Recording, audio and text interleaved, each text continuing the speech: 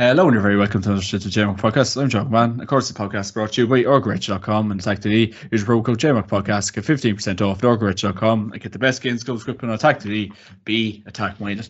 And tonight, I'm joined by former Wexford footballer Matty Ford, former Antrim footballer Kevin McGurdy, and former Cork footballer Danny Gooley to talk about yesterday's All-Ireland football final, where the mighty kingdom came out on top and the men from the West Galway. It was an enthralling game. It was David Clifford v Shane Walsh. It was just unbelievable, and it done Gaelic football the world of good. But I will start off with Mr. McGurdy. You're a happy man tonight. I'm as high as Ozzy Osbourne, to be honest with you. What a game of football. Being a Kerry fan, as you know I am, just absolutely enthralled by the game yesterday. Looking forward actually to discussing it with the lads. Galway played a great part in the game as well, but I suppose at the minute they're all singing across the water in England about football's coming home with our women's team. Well, we didn't need no women in Croke Park yesterday. We had real men that stood up, and football has come home. It's come home. The famine is over, and Daniel Goodling is fucking fuming. True enough. What you make of the 1990 jersey that's on Dan at the minute there, Kev? It looks nice. It's nearly as good as the suits that were on some of the Dublin 95 team yesterday in Croke Park. Jesus, they were bogging. They look as if they stole them out of Caddyshack, the movie. But it looks good. Oh God, Matty Ford, how do you keep it? I don't know, how do you follow that? It did. It was a bit of a mishmash. All right, a suit. Look, at AIG, in fairness, probably wouldn't have a few quid to get the lads a suit or get them a jacket. So, look, they had to put up with what they had. So, look, they're all good. Just strange that we've talked about this before, but strange we're talking about the All-Ireland final the last week of August. But Matty, don't make me cry. We got a fitting end to the year. We got a really, really good game yesterday that we needed, after the hurling final. So, I think we'll get into it, I'm sure, but without doubt the better team won. But it was interesting and very, very enjoyable. And look, I think we probably have the right winners of the championship at the end of the day. And look, they've done a clean sweep, McGrath Cup, Munster, National League, and the All Ireland. So it's very hard to argue with that. Oh God, believe it. Ask how you're keeping, Danny boy. John, I'm fantastic. My beloved neighbours on their 38 All-Ireland couldn't get any better. After 65 minutes watching them sweat was brilliant, but unfortunately the last 5 or 6 minutes let me down. But, John, Dan woke up this morning, looked out the window, and the Grim Reaper was sitting there. But look, to be fair, it was a great game of football, especially the second half was super stuff, and David Clifford and Shane Walsh going at it was just unbelievable to watch. I think there was the 10 or 11 scores in a row to start the second half from play. Look, and as the lad said, I was at the hurling final, and football needed that, given the kind of what we've seen in different elements of the last couple of years. So look, great game overall, and look, I'd agree Kerry deserving winners, and I suppose David Clifford just confirmed what we all thought he was, and that man stays injury free. We're going to see many years of it, I'd say. Mm-hmm. Yeah, absolutely, Dan. Absolutely, he is just a sensational talent, I suppose. Before we crack into it, lads, a bit of housekeeping to take care of. The Player of the Week nominees this week. Probably you wouldn't need to be Albert Einstein to figure this one out, but it's Killian McDade, David Clifford, and Shane Walsh. Kevy, who'd be your Player of the Week from them three gentlemen? I know it's probably not the hardest question I'm going to ask you. Well, I mean, there's a lot of debate around this, if I'm honest with you. People are saying David Clifford. Look, the kid's a genius, and we'll come on to talk about him. But let's not forget Shane Walsh, who maybe had, by his own standards, a quite mediocre semi-final, if we want to put it that way. Despite what Rory Gallagher says last night, he was very much hailed. But when the hour came and Galway needed him, he stood up yesterday, and do you know what? He was quite incredible. So, you know what? As I said earlier on in the WhatsApp group, for me, Shane Walsh was Player of the Week for me. And that's no disrespect to David Clifford. I just thought he was unbelievable yesterday. He carried men on his back. He carried the torch. There was so much expectation. Remember, this was his first All-Ireland final. And there was no fear in him for a long, long time yesterday. And, I think he gave one of the he gave one of the performances for the ages. If we think about Ireland final performances, we'll come on to talk about this. We're talking about Canavan 95. We're talking about, these two guys yesterday. That was some performance from Shane Walsh.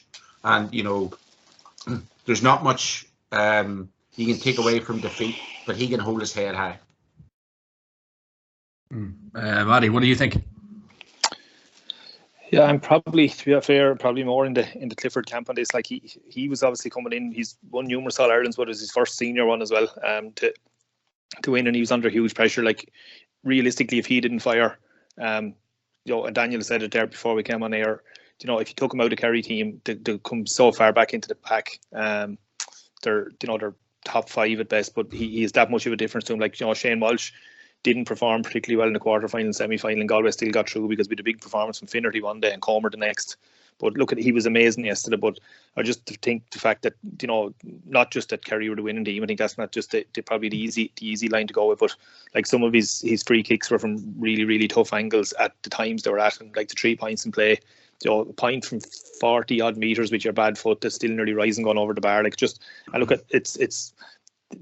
Kevin is dead right. Either of the 3 of these on any other week would win this by. There wouldn't even be an argument. There wouldn't even be a discussion. The 3 of them were so far ahead of everyone else on the pitch yesterday. But I just think of he came of age for 23 years of age. I think it was just outstanding what he done, and to think like he's probably only learning is kind of scary for everybody else that's going to have to come up against him. Like he is literally, and we will talk about it later on, he's unmarkable one-on-one, but Shane Walsh is that player as well.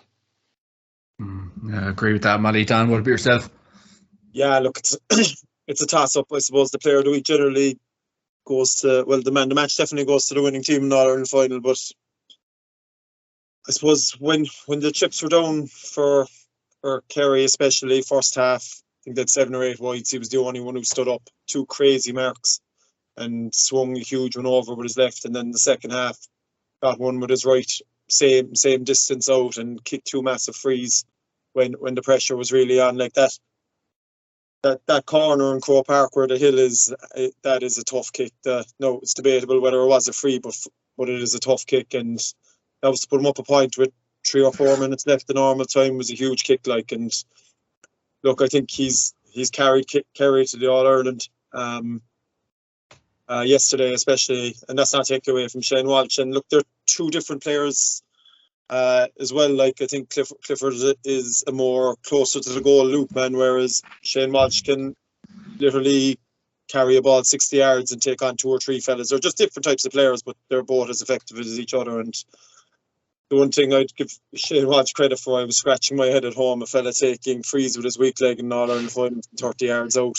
When you could kick them all, he could have kicked them all with his right, but like, just shows that's confidence and it's balls. Like, it's fairly impressive that you can kick those kind of frees off your weak leg in All Ireland final. But yeah, look, I'd still side with Clifford. Got them over the line with all the pressure on him. Pressure's been on him since he came out of minor, and look, to be fair to him, he's probably delivered nearly every day other than this, but this was the day he finally got his reward. The only other fellow I was very impressed with now, and he's not mentioned the 3 there, Graham O'Sullivan at a serious game as well. The 2 balls he gave in for Clifford's points in the first half were incredible. Like, cornerback 65, 70 yards outside the boot, like landing on the square, like. And then he got a point himself in the second half and kept Finnerty pretty quiet, just kept Finnerty outside him the whole time. Finnerty was very quiet, wasn't he? He was anonymous. Yeah. And Comer. As well. Yeah, and I suppose this is the thing. This is the thing we'll come on to talk to, lads. And this is why for me, I would disagree with the 2 years. But look, doctors differ, patients die. That Walsh was basically left to shoulder everybody on his back. As you say, Dan, you rightly articulated. Oh, sorry, Matty. I think it was you rightly articulated. Finnerty stood up in the quarter. Comer stood up in the semi. But on the biggest day, the day when you need everybody to stand up, they all want to miss him. And Finnerty yesterday, even Tierney, and we'll come on to talk about that. Tierney was largely anonymous yesterday as well. Yeah. So. But look, conversely, you could say, like, Geaney was close to anonymous. Paddy Clifford, they all chipped in with a score or 2, which was massive in the end and was the difference. But you know, if they were depending on anyone else in that forward line to get them across the line, it wasn't happening yesterday in terms of Kerry. And goes to show. Clifford came into the quarter final, sorry, after being injured, looked like he picked up an injury early on. He still come out with 1, 3 or 4. You know, the same in the semi-final and the final. So I look at it. I said we're splitting hairs here on 2 unbelievable performances, because I think if on any other given day, it's not even a question. But Clifford also, you know, he scored 8 and Walsh has scored 9. But Seanie O'Shea, if Clifford takes all the frees, he scores the 3 frees. The Seanie O'Shea gets with your 3 tap overs, and he has 11 points. And now you're probably erring on the side of Clifford. He scored 11 points in the Ireland final. I think it's nearly a no-brainer. But look, what I said, that's Peter Callum 95, 11 points in All Ireland final. Yeah, Porrick Joyce the same in 2001, splitting hairs, this kind of thing, you know. But look, we're lucky to have seen two performances like that at the same day. It's just a pity one of them had to lose. That was all. Yeah, absolutely. It was 2 absolutely remarkable performances yesterday in Croke Park, and I suppose the free at the end. Kev, what was your take on it? It was a great call by the referee, Sean Hurtson. I don't know about this. You know, they analysed it in the Sunday game last night. Maybe the national broadcaster. I don't know what the input is from the lads there, if they're asked not to be harsh on him.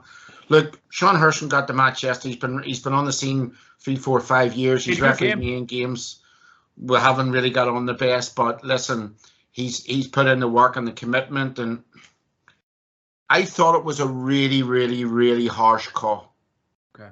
At a vital time in the game, and I thought, you know, big respect to Porrick Joyce, because he could have made that as a side issue yesterday, because it was absolutely fundamental in how this game turned around. Yes, Dan has rightly articulated that Clifford had to score that point after, which was no easy kick.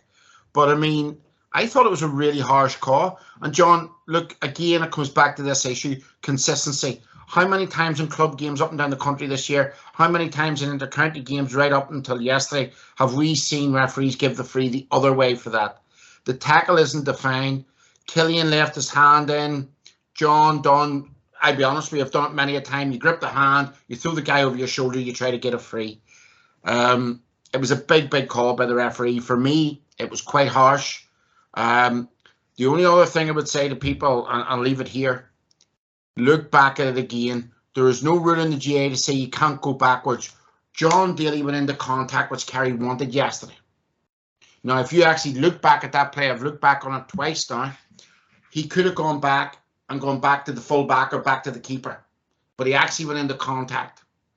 And when you go into contact, you always run that risk. And he could have gone back, opened up the other side of the pitch, brought the goalkeeper in, got the ball out. So maybe that's a lesson for kids growing up. There's always 2 sides to a field. You don't always have to go into contact. But I really thought that was a tremendously harsh call. I also think the other talking point that maybe isn't as big as it, when we're talking about the referee, the shoulder was a beautiful shoulder. And he gives that as a free as well. I thought that was a very, very soft free as well. You know, that was a beautiful connection, shoulder to shoulder. And, you know, these sort of calls define games that are, you know, very, very close coming into the last 10, 12, 15 minutes. Like Gavin White's shoulder? Yeah. Yeah. Agreed. And even in real time, it didn't look. No, it didn't. No. And the more they played it, the more obvious it was absolutely perfect. It's just McDade at the time was probably on his last legs, and boy Jesus, Gavin White did hit him. And I suppose the fact he hit off someone else, but that shouldn't be a free anyway. But I would agree with Kevin. I think the free in the corner with Daly, I think technically it was a free to Kerry, but I don't think they would have had too many complaints had he let it develop and see if something else happened, or actually gave a free to Galway in the position on the pitch it was. But look, it maybe kind of evened itself up a little bit with the Shane Walsh free. It comes back to consistency again, as Kev said. Like you see this numerous times in a game, and I think Killian Spillane's hand was in there for a good second or two before he decided to pull it. So just too big a call to make for me for 5 minutes left in the final level All-Ireland final. Like if you look at the hurling final last week, geez, they kill each other. Like you'd have to get killed to get a free there. And then this is one of the first ones, the first kind of one of the technical frees we call it, that you'd see like at such an important point in the game. Like the other funny one as well was again by letter law was a free, but the keeper taking the short kick out and The hot ball. Yeah. hot ball. I don't know who didn't get out. I think it was Kieran Malloy didn't get out and he gave the hot Malloy ball. didn't get out, but Jesus, there was a yard or two in it. Like harsh, yeah. I was actually at a junior game last night, and the ref definitely watched the All-Ireland final because he pulled it twice. I'd never Poor seen old it Devils. before. Like Them poor Devils weren't fit to get out of like semi-circling that length of time. They might to get out before half time. You know, it's just like again, like crazy big calls, like you know, for arguably, what he called him shouldn't have been on the field at that stage anyway.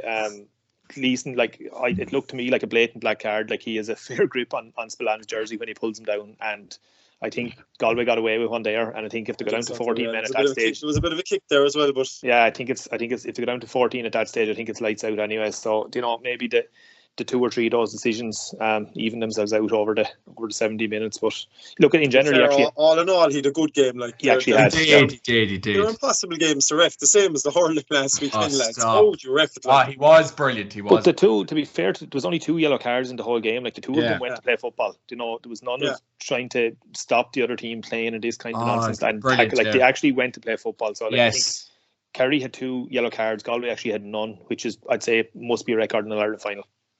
Yeah, just the last thing about it is I remember being in the company of Barry Cassidy, the referee from Derry, and he always says, you know your decisions by the crowd or by the umpires or by actually the players themselves when you make that decision.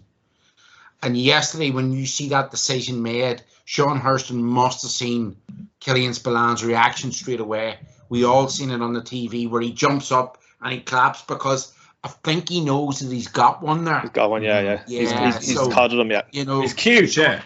Yeah, so like it's like the other week when Shane Walsh's ball goes over the bar, they automatically should know from the reaction of the players, wow, there's something wrong here.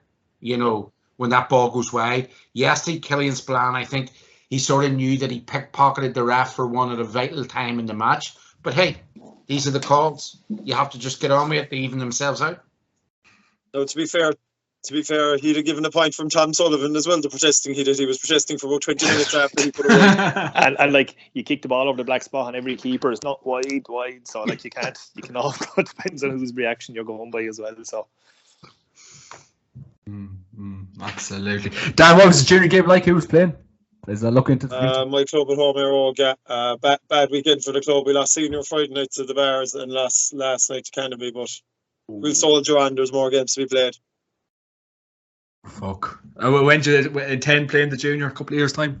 Another few years? When do you intend playing the junior? I'd say judge you on Friday night. It could be coming a lot quicker than I think. Did you kick many? A few, not enough.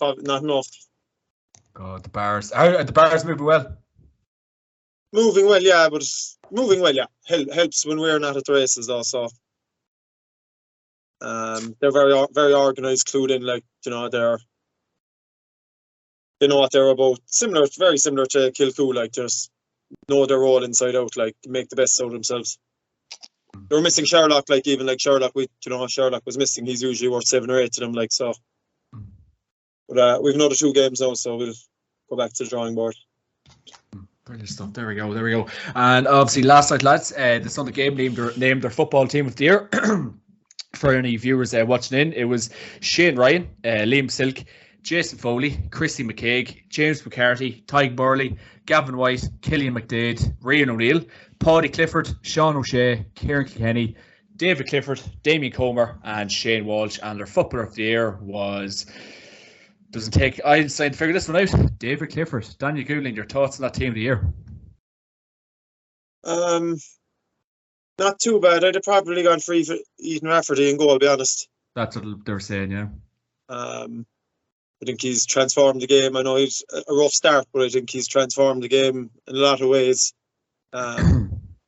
Kicking points from playing games, winning frees, scoreable frees, pretty much playing as a 16th man.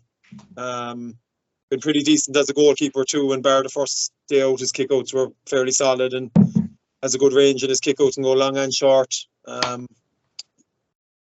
James McCarthy's probably lucky. I know he's probably won it on the Kerry game alone. I think he missed most of the season other than that. Probably looking at it. Then it comes back to the debate whether a bad All-Ireland final gets you thrown off the team that you were on for the year. I suppose Tom Sullivan last out, had a great year. Which is damn unfortunate, Dan. Which is very unfortunate, yeah. Yeah, you could argue in the same breath that Comer shouldn't get one either. Shane McGuigan was very good every game, so I suppose they're the main kind of debates I'd have looked at. It's actually funny. I think we're nearly, with Rian O'Neill midfield, I think we're nearly void of two good midfielders this year. It's been a funny one. I think he's nearly plugged in there. Conor Glass. He spent some time out there, but he's not a midfielder per se. Kevin might be disagreeing with me, but look at this. But no, I'm agreeing with you. Yeah, I'm agreeing with you in that they plugged him in there, Dan. Yeah, I think Conroy could have got it up to the final, but the final didn't just go his way. But you're actually probably struggling for a second midfielder after that. Could go back to Fenton again as being as solid as anyone, but look. Conor Glass? No? Yeah, I would have had Conor Glass in there with McDade. McDade was Conor Glass probably, yeah. He probably suffered from a poor semi-final then, did he? Yeah. But you have to have a good semi and a final to make the team of the year, is it? Realistically. I mean, John, it can be, you have to be consistent over a number of games. Like controversy last year, and I know people laughed at me, I didn't have David Clifford in. But, for me, they've got 5 forwards solid. That's no problem. Paulie Clifford, I'm not sure about. That's the one for me. For me, Paul Cassidy, as I spoke to you about, or indeed Shane McGuigan, should be getting something this year. In front of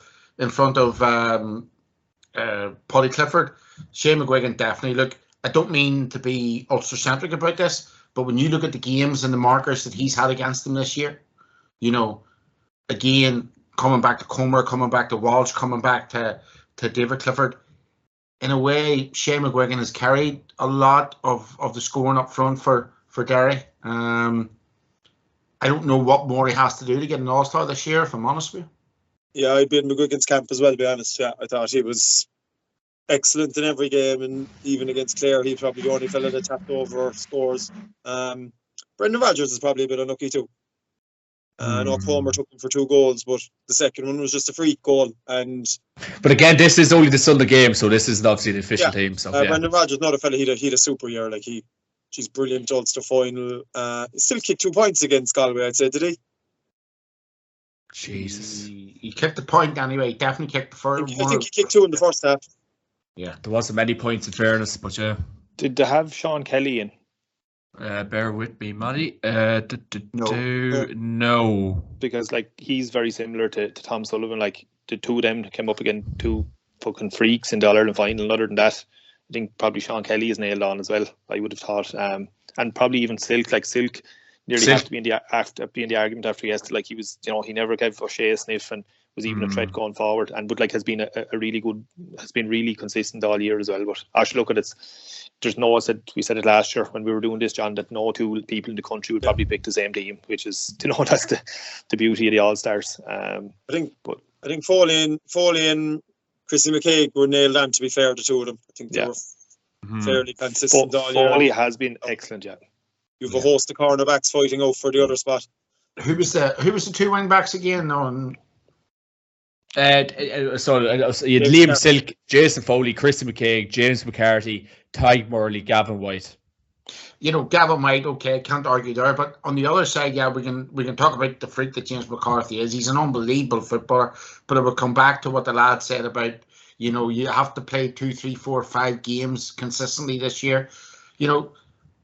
Maybe to put this a wee bit controversially, young McHugh was excellent for Galway this year at wing halfback. Absolutely excellent. And, when you look at his, I think it's maybe his first or second year on the panel, he's had 4 or 5 really good consistent games. Yes, they're maybe on that, what we would call the weaker side of the draw, but, James has had a big game against obviously the old rival. He's a freak of a footballer, but really, does this then come down to the Dublin-centric press? I don't. He just didn't play enough games. I wouldn't give him one, yeah. Simplest, I would agree with that too. And I have gotten over, but in 2008, we had won the National League in Division, whatever it was, 2 or 3, went to the Leinster final and the All-Ireland semi-final, and we didn't even get one. And like, there's no doubt, it was definitely, in my opinion, two of our lads were miles ahead of everyone else, in my opinion. But who would you think? Kieran Ling, Matty, at that time, Redmond Barry and Kieran Ling, yeah, absolutely. Matty, Kieran Ling was just courageous, like. The two of them that year. Don't tell him that. You don't have to tell him. He already knows. He. I'll tell you a little story about him. He definitely never suffered with self-confidence. So we were on the beer feeling exceptionally sorry for ourselves after Dublin hammered us in the 08 Leinster final. So we were down in a little pub in the middle of arsehole of Wexford, middle of nowhere, and he was sitting. It was his first or second year on the panel, so he came in like, and the chest was out. He was after been playing soccer in England for fucking Scunthorpe Rovers or someone like this. As we used to tell him, I don't know who it was anyway, or Stockport fucking Celtic or something. But he came in anyway, cocky little fucker. But to be fair to him, we could back it up. But we were sitting up at the bar anyway, and it was just kind of the team around. It was about day 3 in after the Leinster final, and I was there with this big fella used to play full forward, big ignoramus called Paddy Colfer, fine yes, footballer. Colfer, yeah. Paddy Colfer, ignoramus, but great fella, good footballer, great team fella, great man to socialise. So he came over and he sat up between the two of us, like, we've been around a good way at this stage, and he goes, right lads, he says, what nickname do you have for me? Because we would have been kind of known for, christening one or two lads around the panel, the two of us. So Colfer just looks at him with kind of disdain. He goes, he said, I'd like to be called the dude. Ling says, and Colfer looks around and says, I'll tell you what, we call you the fucking puke. He says, but from then on, he actually christened himself the dude. But like, fairness, the little fucker, he could back it up, and he was the real deal. But like, I just thought, like I said, we'd won the league that year, got to a Leinster final and beaten, fair enough, and got to an Ireland semi-final and got none. So I would just find it hard if McCarthy gets one on the Dublin game alone. I don't think so. And then like we won all Ireland and the league and got 3. So look, that's fucking unbelievable. Who got them that year, Dan? Down got way more than us. Who else? I couldn't tell. Dublin. Your side, who got them though? Who was your 3? Yeah. Who got our 3? Sorry. County. Graham, Michael Shields, and Kazan get one? No, I don't know if Kazan get one. It was either Kazan or Aidan Walsh, I'd say. I'm not just saying this because you're here, but how in the name of Jesus did you not get one that year? Exactly, yeah. Says Donnacha O'Connor's always the most baffling one that man doesn't have an all-star. You said that, yeah. He had 3 or 4 crazy good years, like. But you see, this is the thing about how they're picked, and obviously the Dublin-centric press. I mean, even, again, I've been his biggest fan in this podcast over the last couple of years, but you also have to think about Kieran Kilkenny this year. Yes, he's consistently brilliant, but realistically, when you look at the years around and you're trying to fit everybody in, I made a call a couple of weeks ago in the WhatsApp group. I didn't think Rian would get one because I don't honestly believe he deserves one in terms of, is he in the 6 forwards? They fitted him in the RT team last night because that's what they want to do. That's fair enough. Mm-hmm. But for me, does he deserve one in midfield above Conor Glass? Absolutely not. No. No way. Or ahead of Paul Conroy, for that matter. Yeah, absolutely. Yeah. And for me, they would be the 2 midfielders I would pick. Yes, Paul Conroy had a disappointing afternoon yesterday. Overall, though, you have to go overall in this, and you have to look at the teams that played against. I'm not trying to again be Ulster-centric about that. When you look at Conor Glass this year, at the tail end of last year, coming out of the Aussie rules, he ruled Ulster this year, which was hard to do against Division 1 teams. Chrissy McCaig the same. Mark, great footballers. All-Ireland winners, All-Stars, never give anybody a kick, and they deserve them All-Stars. And again, Galway coming in this year, lots of people were talking about Mayo, maybe even was common after the league final, and look, them guys stood up. So, but if McCarthy's in the picture for one after basically one performance, Graham O'Sullivan and Diarmuid O'Connor have to be done yesterday as well, because the two of them were, and particularly O'Sullivan, were outstanding yesterday. Yeah, and look, John Dale, he's been good for Galway all year. Yeah. Bruno Gluck is a very good year as well. Like, it's subjective. It always has been. You should get an all-star for pronouncing that name, Dan. I reckon I made a balls of it twice, I'd say. I don't know how do you say it, Kev? It's Brino Bugli, isn't it? Brino Bugli. Bugli. And if you don't say anything here, get Tomas O'Shea on the show for 1 week and we'll slag the shit clean out of him. Briano, we'll call him Briano. Yeah, 100%, Dan. So no, it'll be really, I suppose. Well, that's a talk for another week that maybe the three of us will have, but that'll be really, really interesting to see this year actually, because we had such an open year. Obviously, Dublin have come back into the pack. Galway have emerged from where they were. Tyrone sort of went in on themselves. Mayo maybe went in on themselves, and then all of a sudden we had the emergence of Derry. So there's going to be a lot of candidates there. Even and the other thing, John, that I'd love to see with this is, okay, it's a nod and a wink, but even the All-Star nominees, you know, let's see what they do with the Tailteann Cup as well with that. You know, obviously the Westmeath guys there, guys that were consistent in the league this year as well, which is going to be, you know, interesting to see who gets them nominees. It's hard to see, and it doesn't look like they've ever really done it, to be honest. They don't seem to take much heed of the league. They say they do, but it's very hard. Like, you know, could we go back on the league now and remember guys who put in serious shifts through the National League? You hardly would, with the championship being so fresh in everyone's mind. I don't know if there's much Edens put on the league, to be honest, at all. No. I think to say they do, and kind of say they have to, and if Kilkenny gets one, you would have to say then, well, a lot of it's down to he was consistently good during the league when they were hopeless, to be fair. Like, he hasn't been bad in the championship, but like you're saying, you have to take into context who they played, and particularly in Leinster, where, you know, there was no competition, and look, no disrespect to Cork in the quarter final, it was one-way traffic as well. So, you know, at that rate, it's not too dissimilar to the McCarthy situation, where he's won you know, good game against Kerry, but it could be a year where if there's no one in Dublin on it, I don't think they could have too many qualms either, you know, and be able to put in guys like McGuigan. I think Dublin couldn't have too many complaints. And like James McCarthy has enough accolades as it is, so I think a Kerry or a Galway chap wouldn't be the worst to get it if the All-Stars comes around to it. And before we go in, Pat Spillane has called it a day with the Sunday game after 30 long years of service. No mean feat. He's finished up yesterday, and RTE gave him a great tribute. McGarty, what do we reckon? I'm not afraid to say to you, I was in a bar in Edinburgh and nearly, I think there was a tear coming from my eye. Dan Same might here, like yeah. to see that.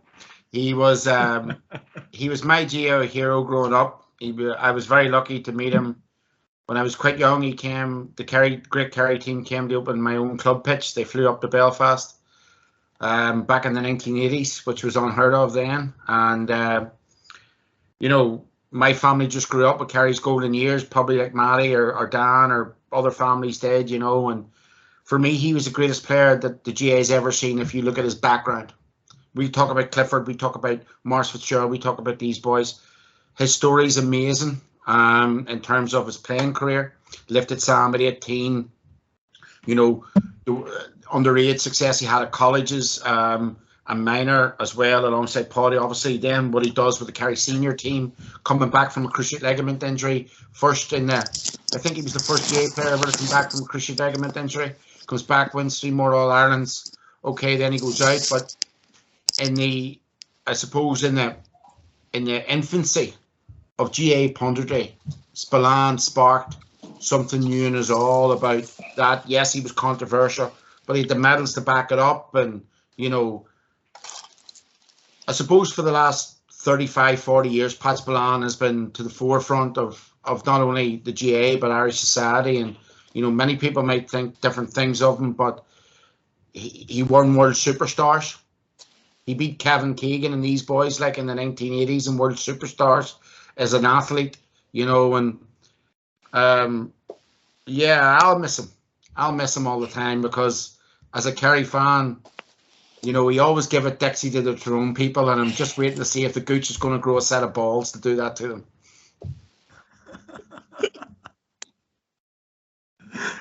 Top class as usual. Pat Spillane calls it a day after 30 years. Matty Ford. Yeah, I suppose Pat Spillane, or Kev is our Pat Spillane with the quotes and the one-liners that he comes out with. But hopefully we won't have to list the Kev. We won't have to list the Kev for 30 years. And oh, look at Kevin, I'd love to. I'm only messing. Oh, look at he's come out with some, you know, brilliant one-liners, and look, he's not afraid. He's a neck on him. I think Dan said it off air. The neck on him is thick as a jockey's, you know what. And the Kerry lads in general. They're not afraid to speak their mind, and even if they're wrong, they're going to keep speaking until someone listens. And he certainly has been that. You're hanging out to dry here, and it's right anyway. Sorry, it was Kev said it. I know you're on the border down there.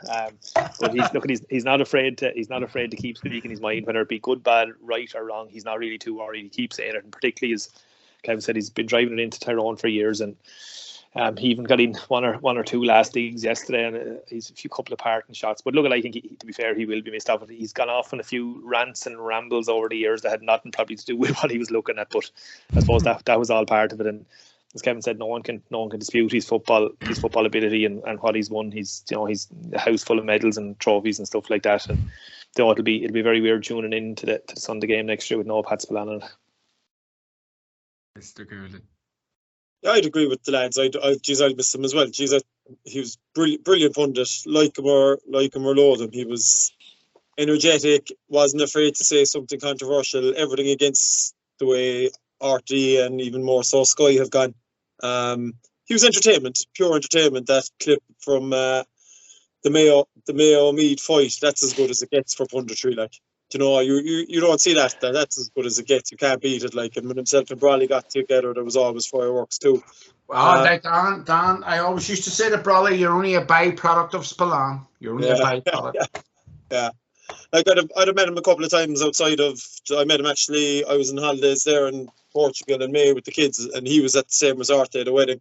I was talking to him 10-15 minutes, but just bundle of energy, positivity, friendly man, great to have a chat with. Like, just decent fella, and look, like every Kerry man knows how to sell himself and can back it up as well. So look, you can't argue with anything. You know, I think he'll definitely be missed. And you know, I think it was the Tomás O'Shea and Brawley podcast there a couple of weeks ago. Brawley was talking about the crack going out of the punditry. Like, he's going to be a massive loss. Like, there's no denying it. Like, he's, you know, there's days there, especially the Kerry games when things aren't going well. You can see him; he's nearly jumping off the chair. Like, I thought he was actually tame yesterday at half time. I thought he'd be wired altogether. But great bit of stuff, and look, made the Sunday game what it is to a certain extent, you know.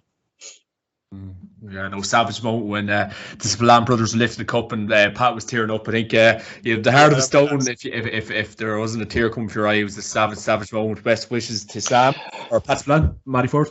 John, can I just ask the lads, like, what did they think, or what do we think of the championship this year as a whole, in terms of competitiveness, quality, the whole lot? You know, what's the overriding? Like, we finished off, I think, on a bit of a high yesterday, and I said we probably needed it after the hurling.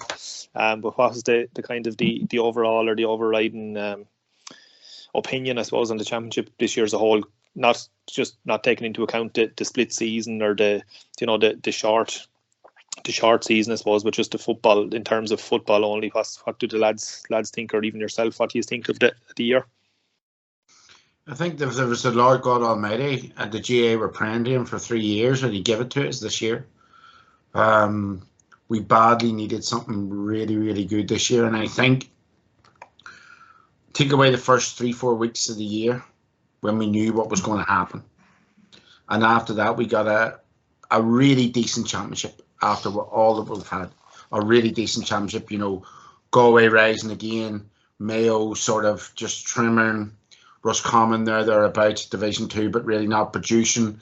Then we go south. You know, I do see some, and I don't know, Dan will come in this, but I see some bright shoots in Cork right now. I don't see them getting out of Division 2 next year, but maybe the year after. But we need a strong Cork.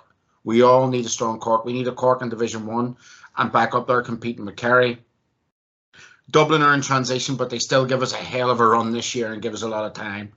And I'm not just saying this because I'm from Ulster, but by Jesus, the Ulster Championship is beautiful sometimes. It makes our summer.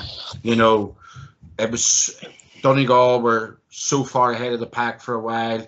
All of a sudden, reined back in by Tyrone last couple of years, Monaghan last couple of years. Now we have the emergence of Derry, and of course the great emergence of Armagh again. So, you know, you look at Ulster Championship next year, you have maybe 5 teams ready to go. Okay, the championship's changing. You know, hopefully we'll get a stronger Cork. Kildare look as if they're coming to the table with a wee bit of something. Okay, it just didn't happen this year for them, but they're building a wee bit. I think there's a bit of a project going there. We'll wait and see. Obviously Mayo in transition. Galway have been to the Iron final. Roscommon will probably look to come back again. So you know what, Matty? For me overall, I feared going into this year that we'd get a dull championship where you get a lot of spankings. And it was actually really entertaining. We got new kids coming on the block. We got Ray O'Neill coming in. We got Ethan Rafferty in that role that he's playing. We got McGeeney bringing Armagh back to the table. Okay, Tyrone didn't bring us anything this year, which is unfortunate. But by Jesus, they'll be back next year.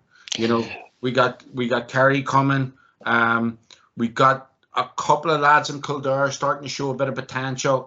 Up front that maybe they might kick on and doing something. We've got this news today that O'Rourke's coming back into Meath, and you know what? He's a couture. He'll bring something to them as well. So we really needed this year, is my opinion on it. We really needed a couple of close games, and I've really enjoyed the championship, if I'm honest with you. I didn't think, 14, 15 weeks ago when we set out, I could never predicted we have had as good a championship as we've got, and I'm really thankful for it. Yeah, I'd be inclined to agree. The main issues I see at the moment is the Munster and Leinster Championship. Leinster Championship's been that way for years, but the Munster Championship has gone that way now in the last couple of years also. The outlier in 2020, but yeah.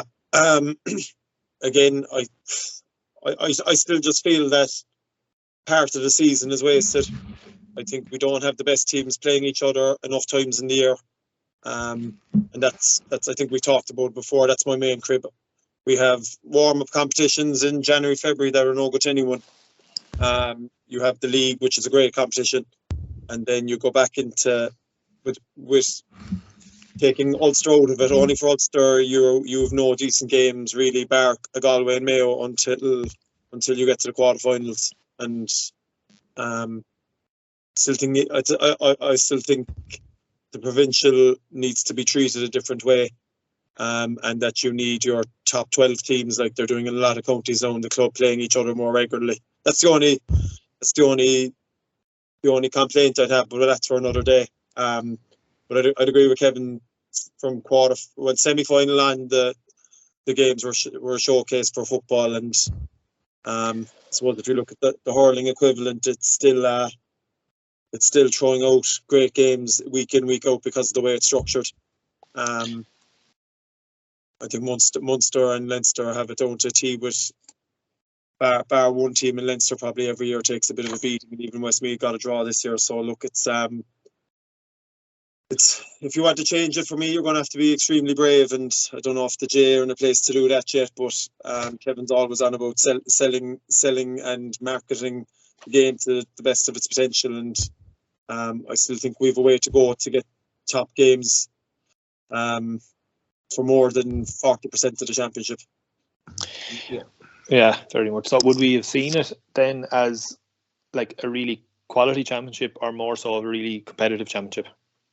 Competitive, bringing us back to what we want to get near, Matty. This is the starting point, but I think I want to pick up on Dan's point and not to hog this for a second. I think I need to go back to the point I made here a while back. We need to think about how professional sports do this. We want to stay in our amateur context, that's fine, no problem. But how the Champions League, for instance, is run. And, for example, if we want our best players playing against each other, like Dan has just rightly articulated there, Tyrone playing Cork home and away in the 7-8 week period, Dan, if you know what I mean. So Tyrone going down there, and believe you me, Tyrone will bring a freaking serious support down there, and it also helps the economies in these areas, Galway versus Kerry, the round robin, the Champions League thing, we really need to think about that, Matty, for me, more.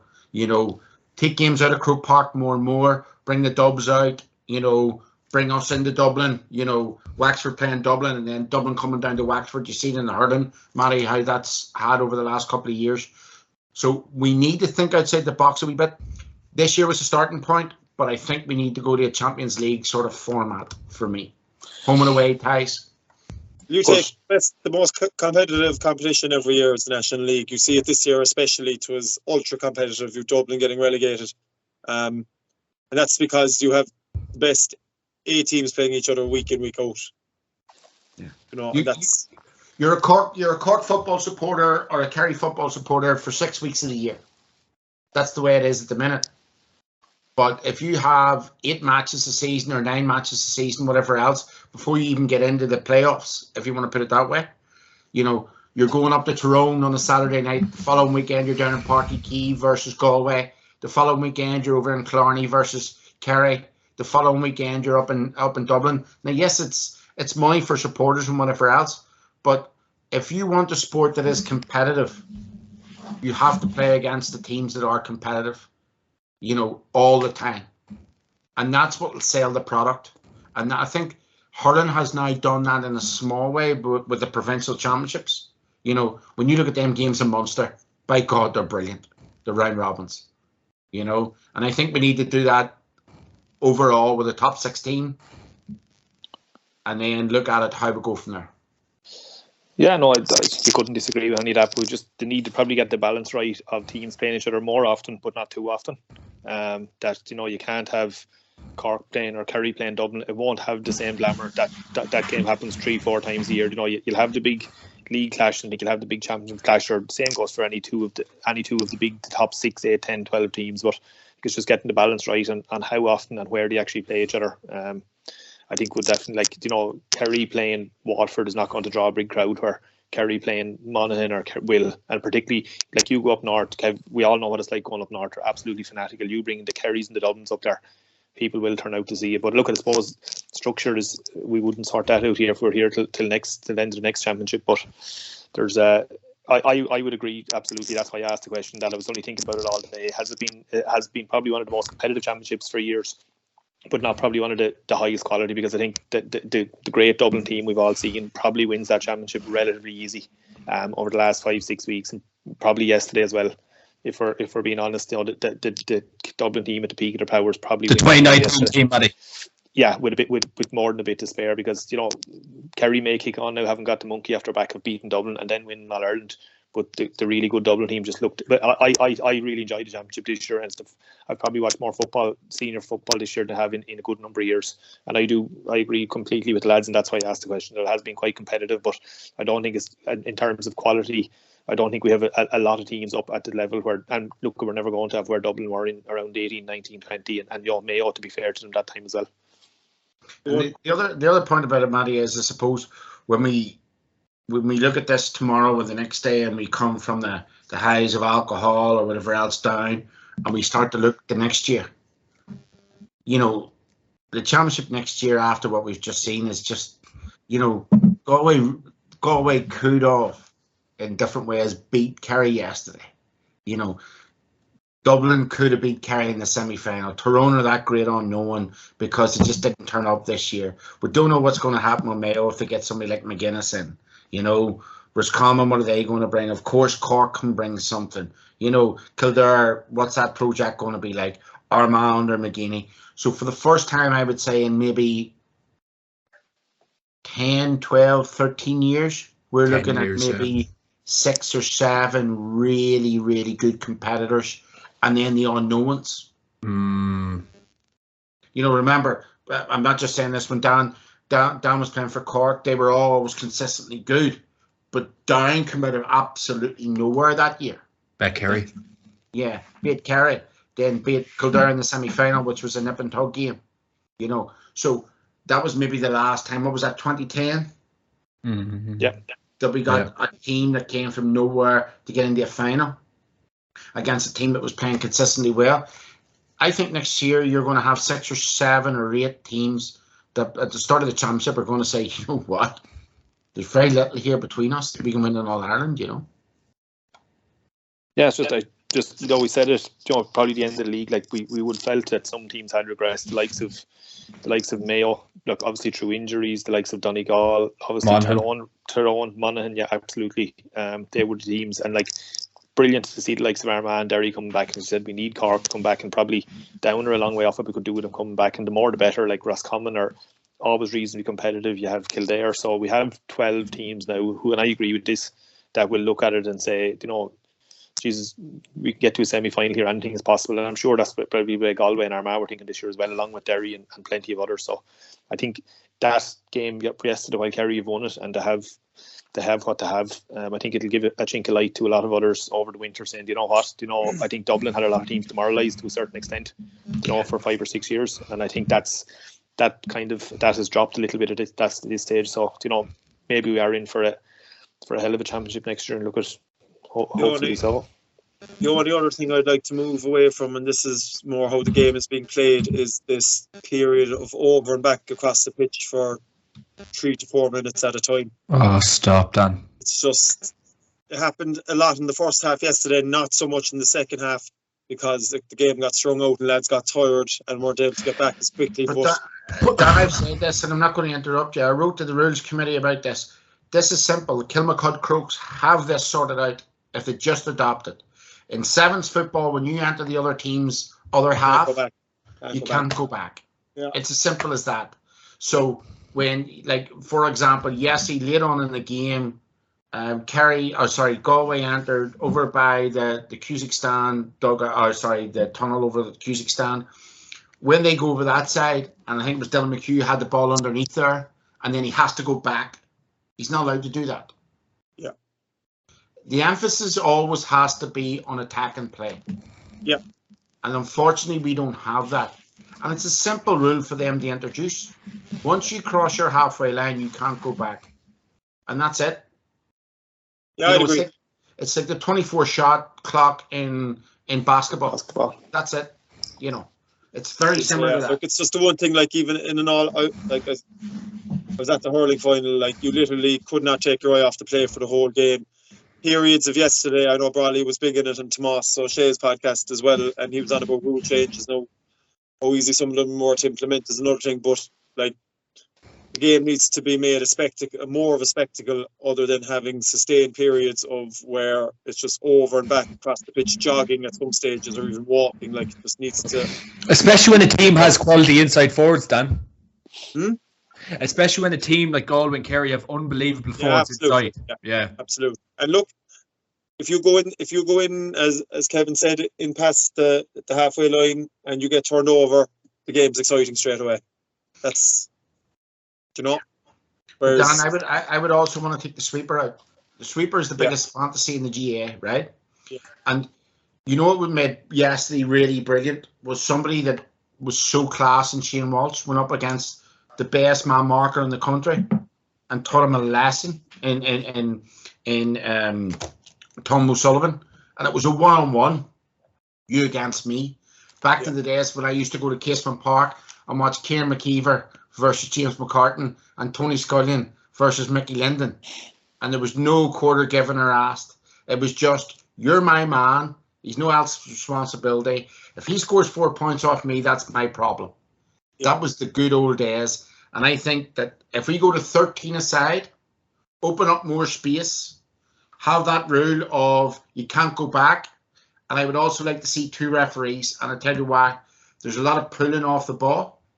Yeah. There's a lot of nonsense goes on off the ball. We need to have an emphasis on forward play. And I'm not just saying that because we were forwards. People pay into matches to see scores. They pay in to see entertainment. Imagine the space between Tom O'Sullivan and Shane Walsh yesterday. Now, he got enough space, but imagine him taking him on and saying, you know what, there's a bit of space here, I'm going to go at him for goal. Yeah. I think we get more scores in our game, and I think we'd have, more emphasis on attack. I don't know, Matty, what do you think about that? No, sure, look, everyone wants to see more of a spectacle, and to be fair, yesterday, that 10 or 12 minute period everyone's on about where there was 10 scores in play. Look at the coach is probably pulling their hair if there's 10 points in a row kick from open play, but that's what 99% of the people are tuning in to look at. That's what they want to see. And I've also I literally got a pain in my face of people comparing the hurling final to the football final, and constantly comparing hurling to football. They're 2 completely different sports. You can now regularly score from 80 to 100 yards in hurling. You can't do it in football. So like Dan is saying, you can't take your eyes off it, because a quick puck out within split second, the ball could be over the bar. Like, that's not going to happen in football. So you're not comparing like with like there are lads regularly scoring from the halfway line now in hurling. So the blanket defence and sweepers and stuff are nearly non-existent in hurling, and that's why we don't have to listen about it. And like, look, at hurling is a better product as the whole, but we're not comparing like with like, because they're totally different sports.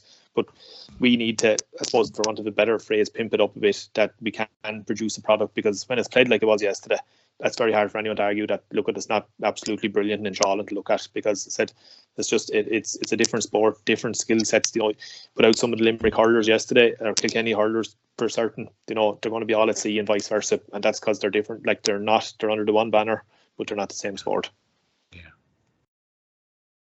Spot on, Matty, spot on. Yeah, we haven't even started on the game yet, lads. I don't know if that's a good or a bad thing.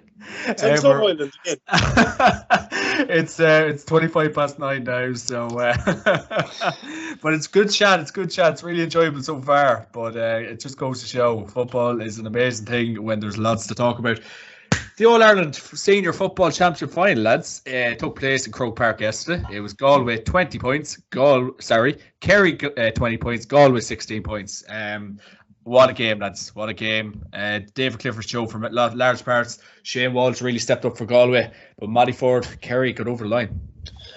Yeah, I think, well, first of all, we've seen probably the best, greatest individual performance you'll ever see in an All-Ireland final in hurling or football. And I'm not comparing here both either by any manner or means. I think it was amazing. Like, the number of people I've seen on Twitter and places like that saying they brought their young fellas to the match, or they were sitting down to watch the match and said, look, I keep an eye on these two fellas, and Jesus, they didn't disappoint. Look, overall, I think the best team won. Look, there was a couple of iffy decisions near the end that we were talking about earlier on, but I think as a whole, the better team won. They had the better bench. They look really nervous. They look really, really nervous. They look more afraid of losing than they did of actually trying to grab the game by the scruff of the neck and going to win it. But look, at Galway sat in for a long time and made it really uncomfortable for him. And we knew Galway would get chances, and with the forward line they have, I'm sure probably maybe ruin a few chances today. Like, Comer really didn't kick, really didn't get into gear, and Finnerty. And I think, if the two of those had played a part, I think we could be potentially looking at a different result. Like, we've said it here, and I'm probably banging on about more than most about looking at a spread of scores across your forward line. And 3 of us here, 4 of us here as forwards, you're not going to win games on your own. Like, 6 Kerry forwards scored, 2 Galway forwards scored, and that's a pretty damning stat, I think, when to look back this morning. Like, you have to hand it to Jason Foley and to Graham O'Sullivan. The two of them done some job on the 2 inside forwards, because realistically that line was Galway's biggest scoring threat and has been all year. So like we mentioned on here a couple of other players, like I mentioned Johnny Heaney, Kev mentioned Matthew Tierney last week, who were for large parts anonymous in the game. To be fair to them, they were doing what they were told. They were getting back into their own half, particularly for the first 45-50 minutes, and making it really uncomfortable, really uneasy for Kerry. But once the game opened up, there was probably realistically only going to be one winner, because the Kerry bench, look, we've said it a couple of times this year, was the difference. They only got 2 points off it, but they were bringing in guys who were carrying a real threat. The Galway bench just did not have that. You would argue that Galway won the midfield battle probably reasonably comfortably. McDaid was just immense, just unbelievable what he done. Jack Barry, to a certain extent, I know David Moran had been sick during the week, but they were relatively quiet. In fairness, Diarmuid O'Connor picked up a lot of slack around that middle third. Brina Bugli was really good coming through there. Graham O'Sullivan, but like, there had a lot of guys coming forward. But like Galway, to say, I'm sure if they'd been told they would win the midfield battle as comfortably probably as it looked like they did, and still not come out, they would have been disappointed. But I think, look, overall, as I said, I really feel the better team won. Clifford and Shane Walsh's shootout was just, they keep saying this saying us for the ages, and it was, and this particular battle will be talked about in years to come, and I'm sure, look, I don't doubt we're probably going to see it again. But what the two of them are doing and were doing yesterday was just, it's hard to believe. It really is hard to believe. Like, and particularly Clifford at whatever, I think 23 years of age, is just astounding, with probably carrying bits and knocks and stuff into it. Like, so, like, that's a scary thought. If he gets fully fit and has a run of games in the championship, I don't know a defender who ever played the game would like to go up against him one-on-one. He literally has everything. He has the size, he has the speed, he has the footwork, he has the handwork. you know, he has everything. You know, a monster of a man as well. So I don't know where you go with him one-on-one. So he's not going to help our vision there we had a few minutes ago of trying to have a more open game and, you know, play 5-on-5 or 6-on-6, because you can't, you know, you'd be mental to leave this man one-on-one with anybody in the country, or probably anyone that ever played the game. But don't look at Kerry. I just think look a bit more assured yesterday. Once they kind of found their feet, you know, they didn't seem like to panic a whole lot. But, you know, at the same time, Galway had to come out and play at some stage, and just when they came out to play, the gap started to open, and Kerry, if there's ever a team playing football to exploit it, the boys in green and gold yesterday was that team. Interesting question, Matty, came into my head there. Former players who could even step up to try and mark Clifford? Former players. Look at. I have at least 4. There's Seamus Moynihan, Matty? No. Mark O'Shea? To be honest, I'm really like we can come throw out names and it's completely hypothetical and none of us will be wrong or right. But one-on-one, I'd be actually struggling to come up with one who would. Kevin is going to come up, but I'm going to guess he's from either Derry or Tyrone, maybe Down. But to be honest, I would be actually struggling. There's one man in the game I know for a fact back in the day would have held him. Who is it, Matty? He's a Derry man. Sean Marty. McCusker. Boom. Sean Marty. If he can hold Canavan, he can hold Clifford. Kevin O'Boyle. I don't know. It's just hard to see. Look, I said it's a fun argument. It's a fun discussion. Dan, there used to be days at Casement when I was a kid, right? And you'd be sitting on the benches, and Tyrone would be hockey and Derry maybe by 15 points, and the Derry ones would still be giving it to the Tyrone ones. Canavan still can't score from play. I think he didn't score from playoff Lockhart for 10 years. He was that good. I would nearly bet my house money Lockhart would do a decent job on.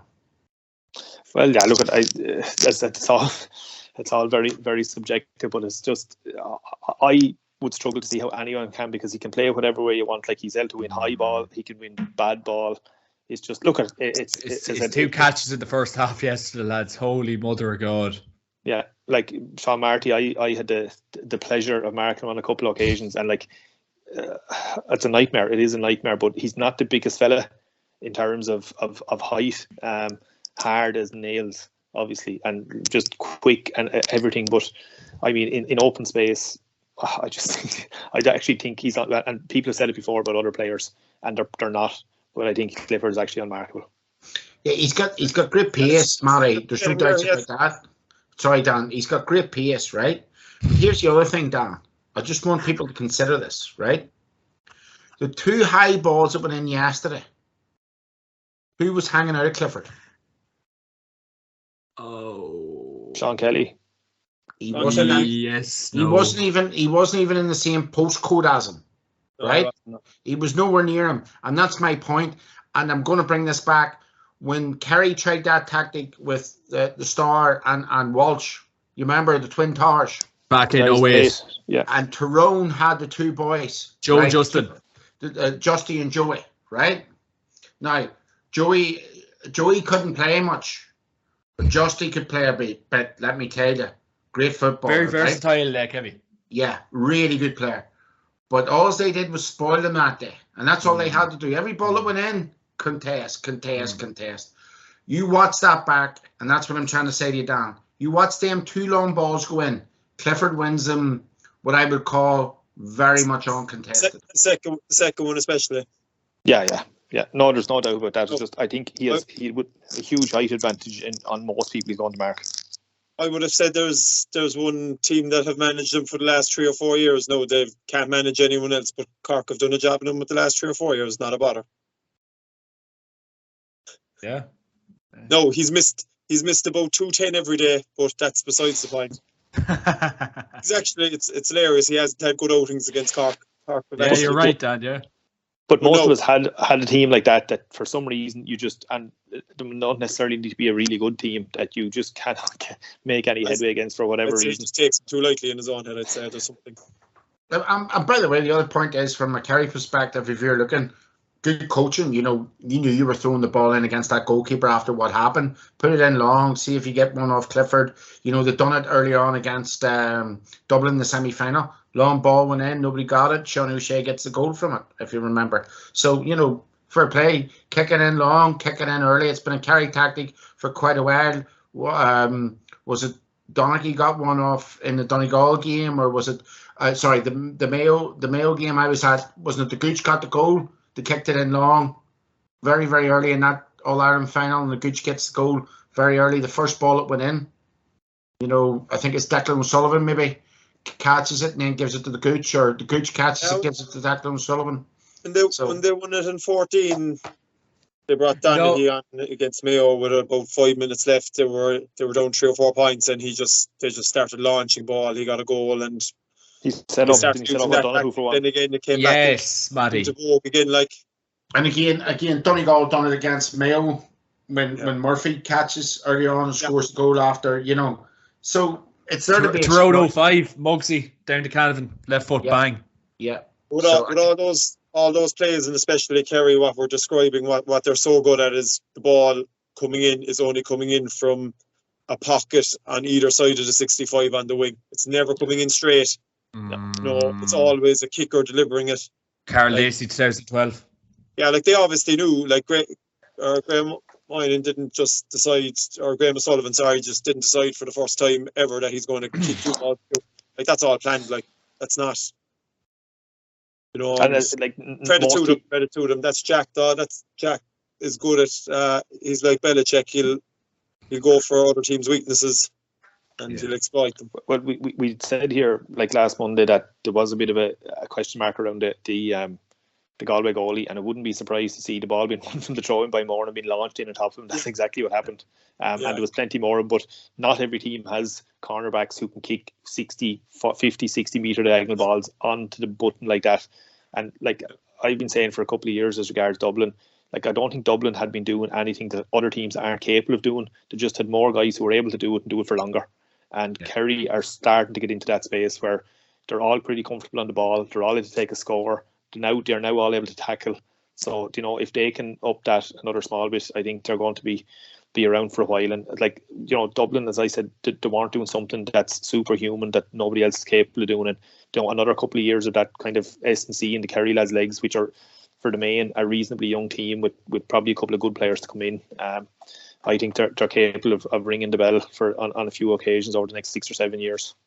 Yeah, and I mean, if we look back even further, the Armagh's big thing was the diagonal ball to take out the sweeper. But they also had inside, they had McDonald, who was very, very good in the air. People forget that he was savage in the air. Remember the All-Ireland semi-final where he marks McCready, who was a brilliant cornerback for Donegal. He catches the big ball over him and bangs the ball into the net. That's maybe 3 semi-final after a replay, you know. And Ronan Clark was very good in the air as well. So that diagonal ball in will work, but from a defensive point of view, you have to challenge that. You have to attack that ball all the time. We didn't see the Galway keeper do that against against Armagh. And we certainly didn't see Sean Kelly do it twice yesterday against Clifford. And look, you can talk about Clifford all day on. He is unmarkable. The other thing that gets me about him, Matty and Dan, I don't know if you see this, is for such a big man and so well built, he seems to have 2 or 3 yards of speed that looks class. You know, his first couple of yards are like that goal against Mayo. He burnt. Was it Mullen? The first 3 or 4 yards, and that guy is rapid, and he was gone. And it was game over then, because once he got the ball, he wasn't missing. But like to get away from Mullen, probably actually starting behind him, it's a bit scary. What he has also is that most intercounty players don't have is like most players are proficient on their weak foot, but this fella is 2-footed. So we're just second guessing. He makes himself even look even faster, because if you second guess wrong which way he's going, he's just gone. Yeah. Like that point he got off his right, like that looked like that was just like a natural kick, like it was so natural. And he has that in his knocker, and it's impossible to defend if you can. Sure. And that's a great foot and a really good one. Point, John. What I'm trying to say, John, bring it back to the point, is that I suppose if you don't go and attack him and mark him one-on-one with a high ball, you've got no chance. And that happened a couple of times. I understand what Matty's saying or Dan's saying. When he gets to the floor, he's got that pace. He can hit you with both feet. But I wouldn't take that out of context. The both high balls, it was uncontested really for him yesterday. Whereas if that was against the Tyrone team of 08, no chance. Or God bless him, Conor McAnallen back in 03, he would have had people hanging out of him, But I think just like last night, Kev. What's that, sorry? Oh, just like last night, women hanging out of him, no doubt.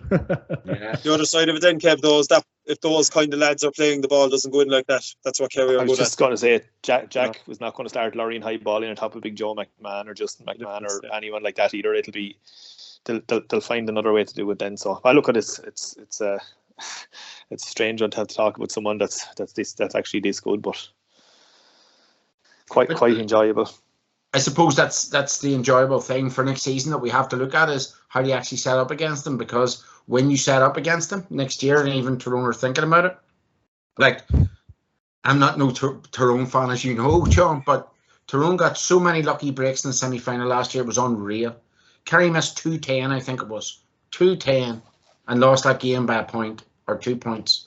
And fair play, Tyrone went on and win the All-Ireland. I'm not here to knock them, but when you deal with Clifford, or you partly deal with Clifford, you leave so many other options and firewalls to fight apart from that, And what's been really shocking for me for Kerry this year, and I mean shocking in a way, is that Polly Clifford sort of folded in a wee bit this year. Guinea maybe hasn't been his old self, and a lot of question marks about Guinea getting into the close season now. Stephen O'Brien had a really good game yesterday. But I like what Noel Heady said yesterday on the Sunday game. He had a really poor couple of years in the All-Ireland finals when he had showed so much promise. But he came up yesterday as a team player. The tally in him was there when he had to get back and block, and then he was providing assists up front. So I think there's a lot more to come from one or two Kerry men. Killian Spillane maybe needs to make a claim to start next year. Michael Burns is another one who I've watched for years. I played against him for Dr. Crooks one day in a club game. This kid is good. There's a lot of potential in him. So, there's lots there. There's lots there to mull over from a Kerry point of view, but also from other managers. How do I stop Clifford? But that is only one part, because then O'Shea comes good, then Paddy Clifford comes good, then Michael Burns comes on, then Killian Spillane comes on. They've got so many options. Kev, I have to ask you, if you were the Antrim senior football manager, how would you mark Clifford? I'd go down to the local travel agents and order a first-class flight to Cape Town and never be seen again. I don't know. For you or him? Even if it was the Dublin senior football manager, I think what you have to do is, I remember listening to Ivan Landa one day on a podcast, and he was saying that when he was playing at the top of his career, when he was playing against Stick or when he was playing against Boris Becker, they were better tennis players than him. But what he had to do was limit their best bits. So, like he was saying about Becker was a brilliant server against him. But all he had to do was put 60% of his returns back in and make him then come up and follow up on it for the point. As long as he got his returns in, he was asking the question. And I don't think there's a way that you can limit Clifford. It's just the other questions that you asked about him. Stop the supply of ball in. The damage. Yeah. Damage limitation. Stop the supply of ball into him. How you stop that? And remember, I don't mean to go back on this, and I don't know if Dan or Matty wants to back me up in this very controversial thread. Armagh destroyed football because Armagh had a decent team, but a terrible full back line. And they knew. Ooh. I hope the McNulty's aren't listening, Kevy. They're probably pinching me when they see me next. They knew that they couldn't cope with Kerry at the time, who was their biggest rival. And then they dropped McGeeney back in to protect that full back line to stop conceding goals. And Joe had a plan. And you know what? The plan worked. The plan partly worked because Kerry kicked a long, stupid ball in they were able to mop up and then hit them on the break. And that was 2002. That was the start of, as Spillane called it, terrible puke football. But they had a plan. And that's what I'm saying about Clifford. Other teams have got to start to develop a plan around him, in my opinion. There we go. That was the best answer I could have got to that question. Back to the game, lads. Dan, how did Kerry win this? How did Kerry win this? David Clifford. I'll be very honest with you. Kerry were poor yesterday for the majority of the game. And look, it's the sign of a good team in many ways. You still win your All-Ireland, having sustained a Galway onslaught. Galway played pretty close to their best for bar Comer, I'd say, for 60 minutes plus of the game. They were in it. They asked questions of them. They played probably one of their best games they've played against that level of competition, and Kerry still stuck in there, and they had a bit of class in Clifford, and to see it out. And what they also had was Spillane made a huge difference. They had an impact from the bench. He had 2 points from play, one the turnover free, as controversial as it was, and then won another free where the keeper took him down. That's four points off one player, whereas I don't think any of the Galway subs made much of an impact. And then even look, they just had a better bench. Galway started making mistakes, tired legs. Even the one Kevin was talking about earlier, where Daly turned to go around Spillane instead of doing what they were doing for the majority of the game, turning back and going into space instead of taking into contact. Just the tiredness crept on them as the 15, and the lads they were replaced with didn't lift it. Just not the same calibre of players that the Kerry lads have. Like there's no denying there. Jack probably knows. Do you know what? Spillane's an excellent player if I start him, but I'll get more off him if I don't start him. Same Michael Burns, full of energy when he came on, is very intelligent on the ball. The kind of fella you'd like to get into open space. Paul Murphy on for Begley. Even O'Connor, the captain, played his part, having not had a very quiet year. And that was the difference in the end. And Clifford, I think Galway just tired. Couple of disappointing performances, but in the main they played pretty decent, and Kerry just weathered it. Agree with Matt. I think they were crippled with pressure for the first half, especially. You don't see Gainey missing too many chances like that from around the D or just left of the post. He's usually very clinical, and I'd be only equating it to our own situation in 2010. Everyone is telling you this is your time, you're going to win it, and no matter how much you try and block it out, it seeps in, because it's just like you're being brainwashed without even knowing it. It's in your subconscious. And Kerry clicked out of gear and stuck to what they were good at, and obviously Clifford is just superhuman to that stuff, and didn't affect him in one bit. He just stood up and said, right, this is my day, regardless of what I'm supposed to do or who tells me I'm the best player. He just did it, and look, that was the main difference for me. And obviously, look, man, we won't go back on Shane Walsh either, but look, outstanding, obviously. Actually, I was only looking, I can't believe he's 29 years of age. I got a land, I thought he was younger. He has been around the block a long time, though. Yeah. And look, I suppose, for him, on a personal note, to be able to showcase to the country how good he is on the biggest day, I know it doesn't replace an All-Ireland medal, but I suppose it's like you'll still be looking at that performance in years to come and saying, Mother God, that was crazy. Yeah. Sorry, John, for cutting in there. Like he was the only Galway forward to score in the second half. That was worrying, Matty. Yeah, well, look, you can't win in All-Ireland like that. Like what Daniel's after saying about the contribution that the Spillane, even Burns made when they come on was huge compared to that. But from the 46th minute to the 75th, which is 26, 27, 28 minutes, Galway only got 2 points, and one of them was that free that we spoke about earlier on, where it wasn't a free. It's the most clear shoulder to shoulder that you'll see in the championship all year. So you could basically say 1 point in the last 25-6 minutes is not going to win you the All-Ireland, and still they were in with a chance of winning it. They were level with, I think, on about 66 minutes, 66 minutes, they were still level.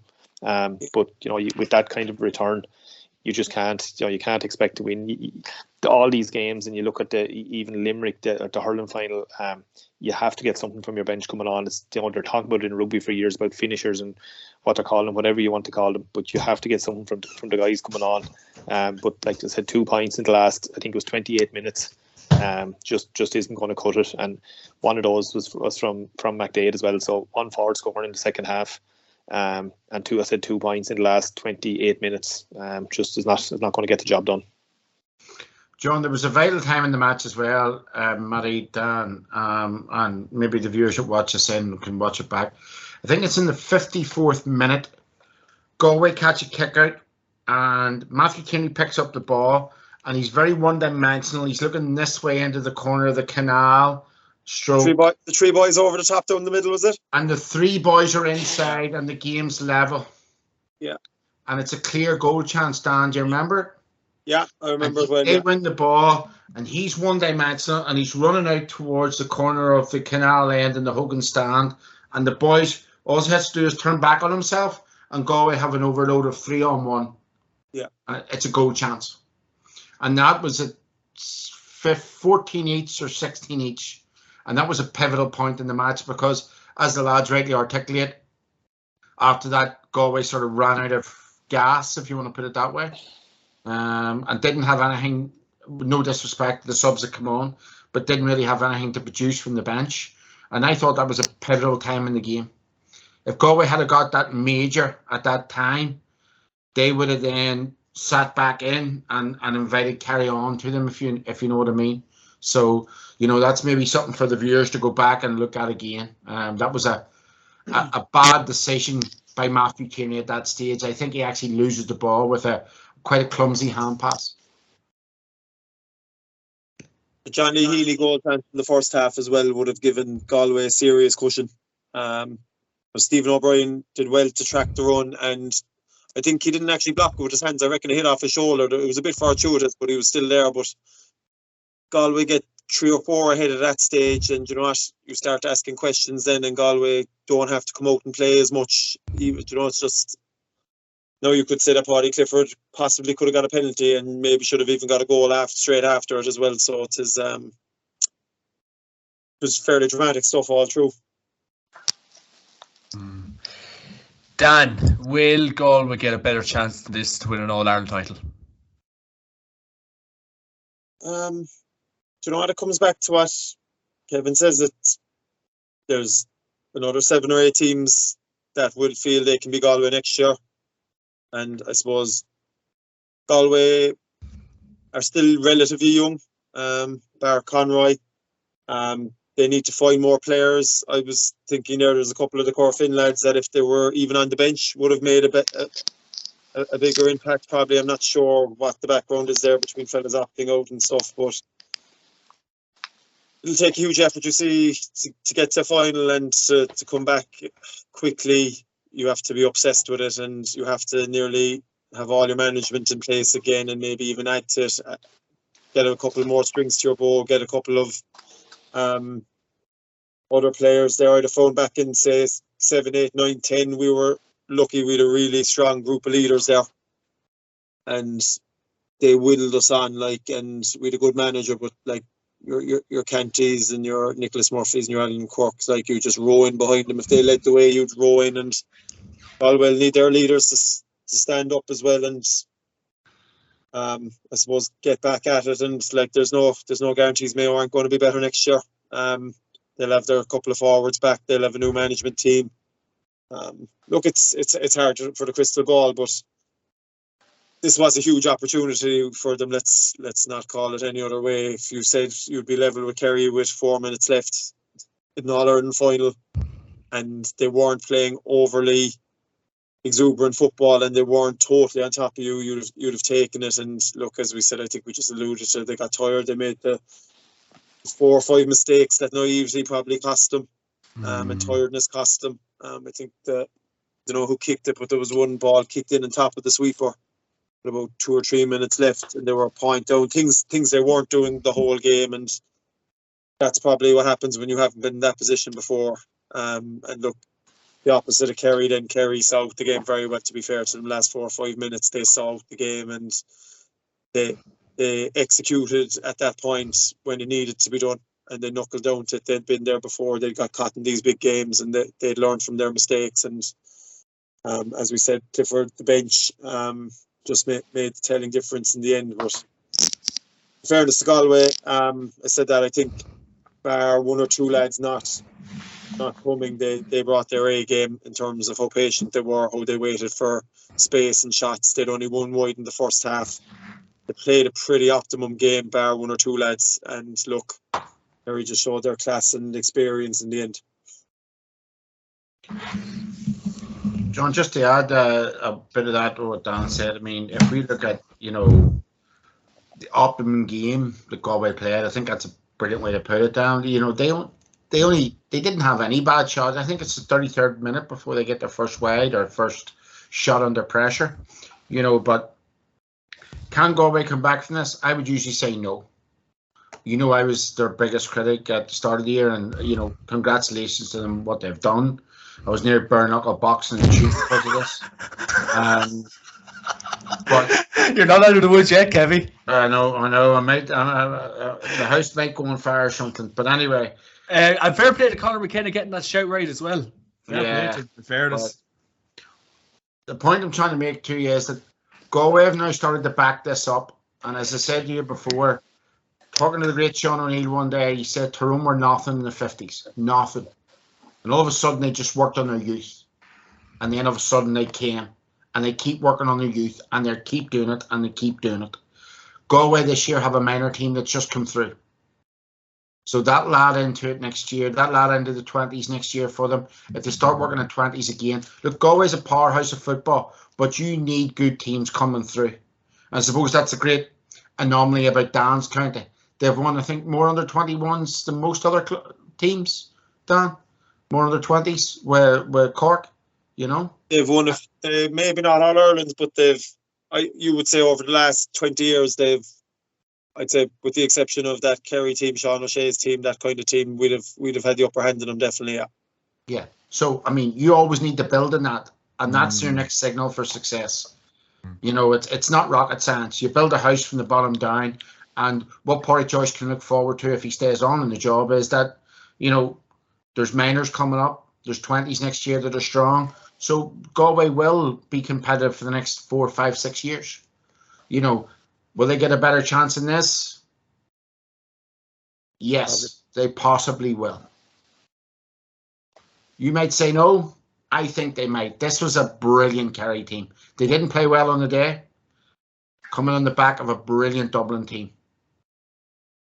So, sit tight for 2, 3, 4 years and see what happens. That comes back to my point then, Kevin. What didn't happen with Cork over the last number of years is when you have these teams, your main senior team, the setup has to be on the money. The culture has to be there, and this is where Galway will need to, I suppose, would you call them a flash in the pan? They've always had potential, but they've flattered to see the last couple of years. This is where they obviously have a bit of momentum here, and they have a culture built up, and this is where it needs to really bed in now. And that's look, I see it up here down in clubs, and I don't know, Matty, you see it there in Dublin where you're up and about on business, but like it's a wee bit different because it likes Kilmacud and whatever else are massive clubs. But if you look in clubs like Slough or in Kilcoo or in Crossmaglen, or previously my own clubs and goals, we would have been always competing for championships every year at 12s, 14s, 16s, 18s, 20s. That's the way it is, and that's what's happening in Kerry. That's what's happening. That's what's happening in Kilkenny, and that's why they're the benchmark for everybody. And that's what I'm saying about Galway. Realistically, I didn't give them, if I'm honest with you, I didn't give them a bog's hope in hell getting into this game. I thought they needed a big first 10 minutes and everything to go right for them. And do you know what? Fair play to them. They were one of the stories of the championship this year. They made our championship in many ways. They came out of nowhere But, you know, if they sit tight for a couple of years and breed these players in that just won the minor All-Ireland, who've beat Mayo, I think it was twice, to win the minor All-Ireland. They beat them in the Connacht final, and then they beat them again. So, you know, breed these guys in, see where they can go, but you have to build from the bottom up. And that's the big thing about, I suppose, in the two Ulster counties that are doing so well at the minute. Donegal and Tyrone, just underage, are just hockeying everybody for fun. And that's why they'll always be consistently good. Yeah, strong underage is what it's all about. Kevy, what is your take on, I suppose, how Kerry won this game yesterday? I think the lads said, look, be very brief on it. Galway started really, really well. They needed to start well. Kerry were, by their own brilliant standards, really, really poor in the first 10, 15, 20 minutes. Hitting wides. It stunk to me of Tyrone last year. Are they going to throw this away? And really, the piggyback at half time, Kerry went in, and they really went in on the fact that David Clifford carried them there, in a way. And there was an air of inevitability when they came out in the second half that, look, this guy will kick into force. If he needs a bit of a hand, he'll get it. That Galway will run out of steam, that the bench will run what they need to run. And, you know, I suppose it wasn't pretty from a Kerry point of view, but they'll take it. But they have a hell of a lot to work on. You know, a hell of a lot to work on.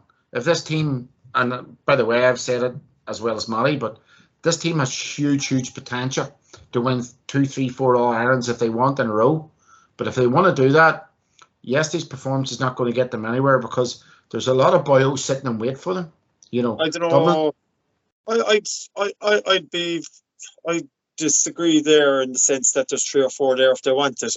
You take Clifford out of that team, and it's, you look, Paul Gainey's getting on, David Moore mightn't be back, Jack Barry isn't the, I suppose, like, their midfield is probably was good yesterday, to be fair, but they're not the Dublin team. Like, I would say, like, the Dublin team could miss 1 or 2 players every year, and they just replace them.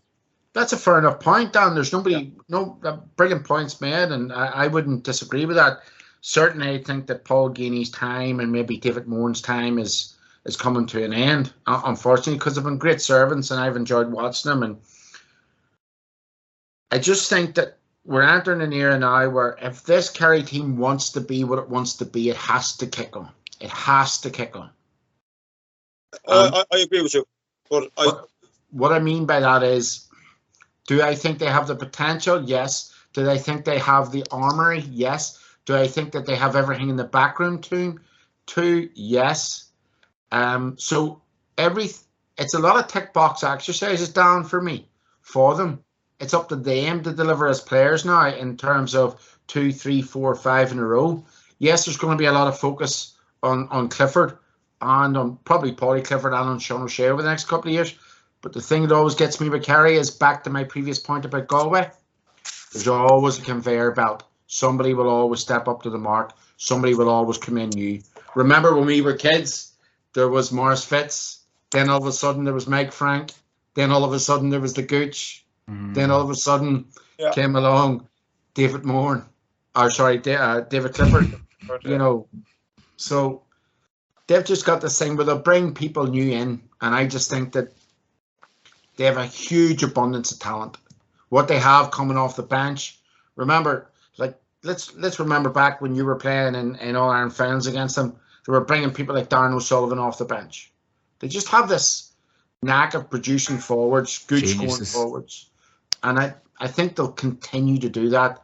And for me, that's why, if they want to kick on now, this is the time. Today, tomorrow, the next day, I'd say Jack would be saying, remember it, embrace it, think about it, back down to the grind now. You know, that's just the way Kerry football is, as you know. Kerry Club Championship this weekend, like. Yeah, I would just say I looking at this Kerry team, I would see it a lot more like the 14 team than I would the great Kerry teams. If you right, Dad, yeah.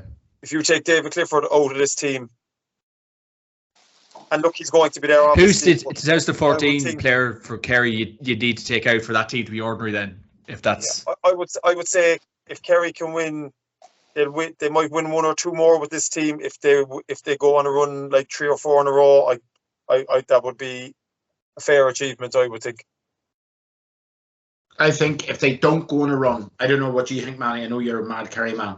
If they don't go on a run of 2, 3, 4 in a row, it would be an embarrassment with the riches that they have.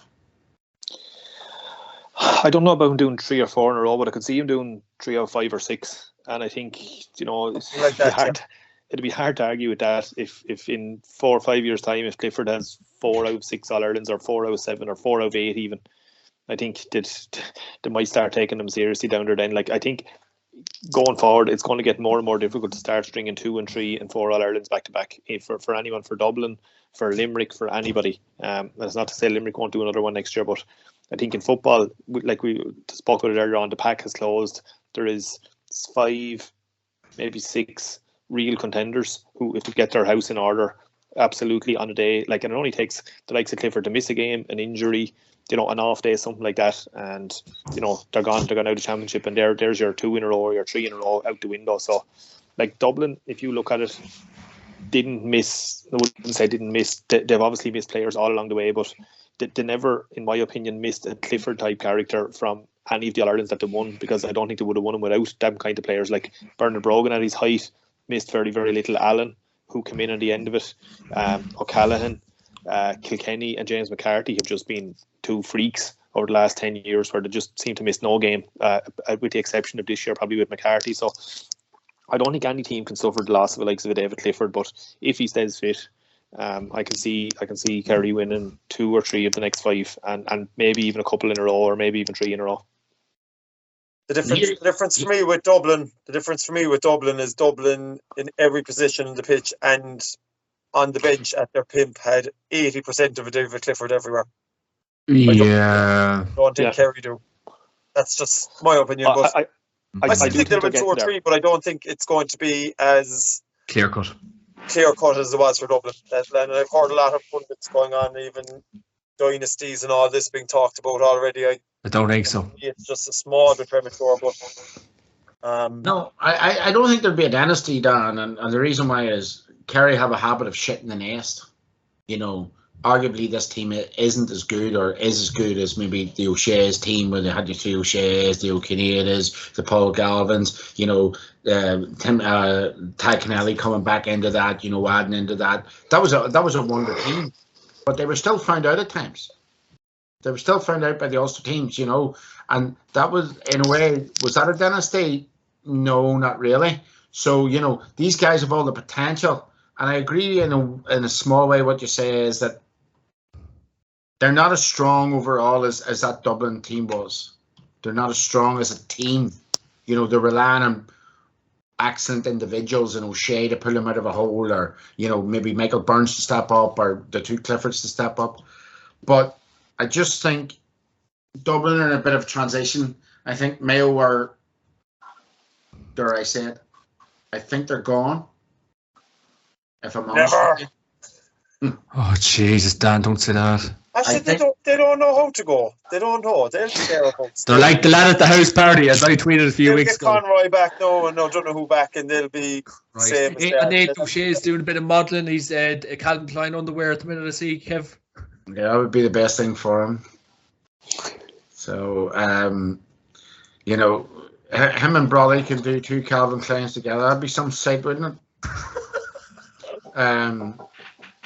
Jesus, that'll wake you up on a Sunday morning in the best of form. But Donegal are probably getting into a bit of transition at the minute too. Tyrone, we just don't know about what's going to happen there next season. Under 20s coming up. Yeah, they have. They've 1 or 2 coming from there. McLeanan's definitely going to come in next year. Obviously, Callum's son's going to come in. But my point is that maybe this is just a bit of transition, Dan, and I think that Kerry can capitalise upon that. Derry. I think Derry are going to struggle to get the big prize unless they can unearth some new forwards, like playing the way they are and the way they have been, will get them so far. But I think they need more scoring power. Like we look at it, it's probably tedious at this stage. We keep harping on the teams that are winning matches, the teams that are winning championships are able to get a spread of scores. You can mark one guy, you can mark two, you can't mark 5 or 6 guys who, like 6 Kerry forward scored yesterday. It's very hard to argue that. I know Shawnee O'Shea's was 3 frees, but I think how often has he kept scoreless? So it's the guy you can be guaranteed your free taker is going to score 5 frees any given day. A Clifford or a Shane Walsh or a Daniel Goulding or a Donny O'Connor is going to score another 3 or 4 from play. You're up to 9. Now, if you have other 4 or 5 others chipping in with 1 or 2, you're getting very close to that magic 18, 20 point mark. And I can't see Derry getting there anytime soon. You stop Shane McGuigan, you stop a lot of what Derry are doing. And it might sound just, kind of, I suppose, cheap punditry or analysis, whatever you want, but I think it's not 100 mile away, to be fair. I think he does and creates a huge portion of their scores, but I don't see Derry's having the scoring power to be a real force come All-Ireland semi-final, All-Ireland final time. Paddy Bradley, get him back. The only way that I could respond to that from Matty is that is horribly brilliant punditry. Because it's true. Is it horrible? I think it's excellent. Like it's horrible because it's so it hurts Derry. It's so upfront with a twist, but it's true. And if Matty, like if Derry had been playing that All-Ireland final yesterday, they would have suffered the same problems, if not worse, than Galway were relying on one man. Basically, they would have done. And you know what, Derry are the virgin in the room. Everybody knows next year what they've got. And they'll find it very, very difficult doing the catwalk down Ulster next year because I think people will see them coming. And that's my big. They don't have the strength and depth maybe of a Tyrone or certainly a Kerry or a Dublin. So I think next year might be a bit of a get out of Division 2 for them, but I don't see them cutting much staff in the championship. No, I'd agree with that. Like, look at their first man on most days this year was Emmett Bradley, and that was into midfield. So you're looking at, if they have a good forward on the sideline, you would argue he's probably going to be starting.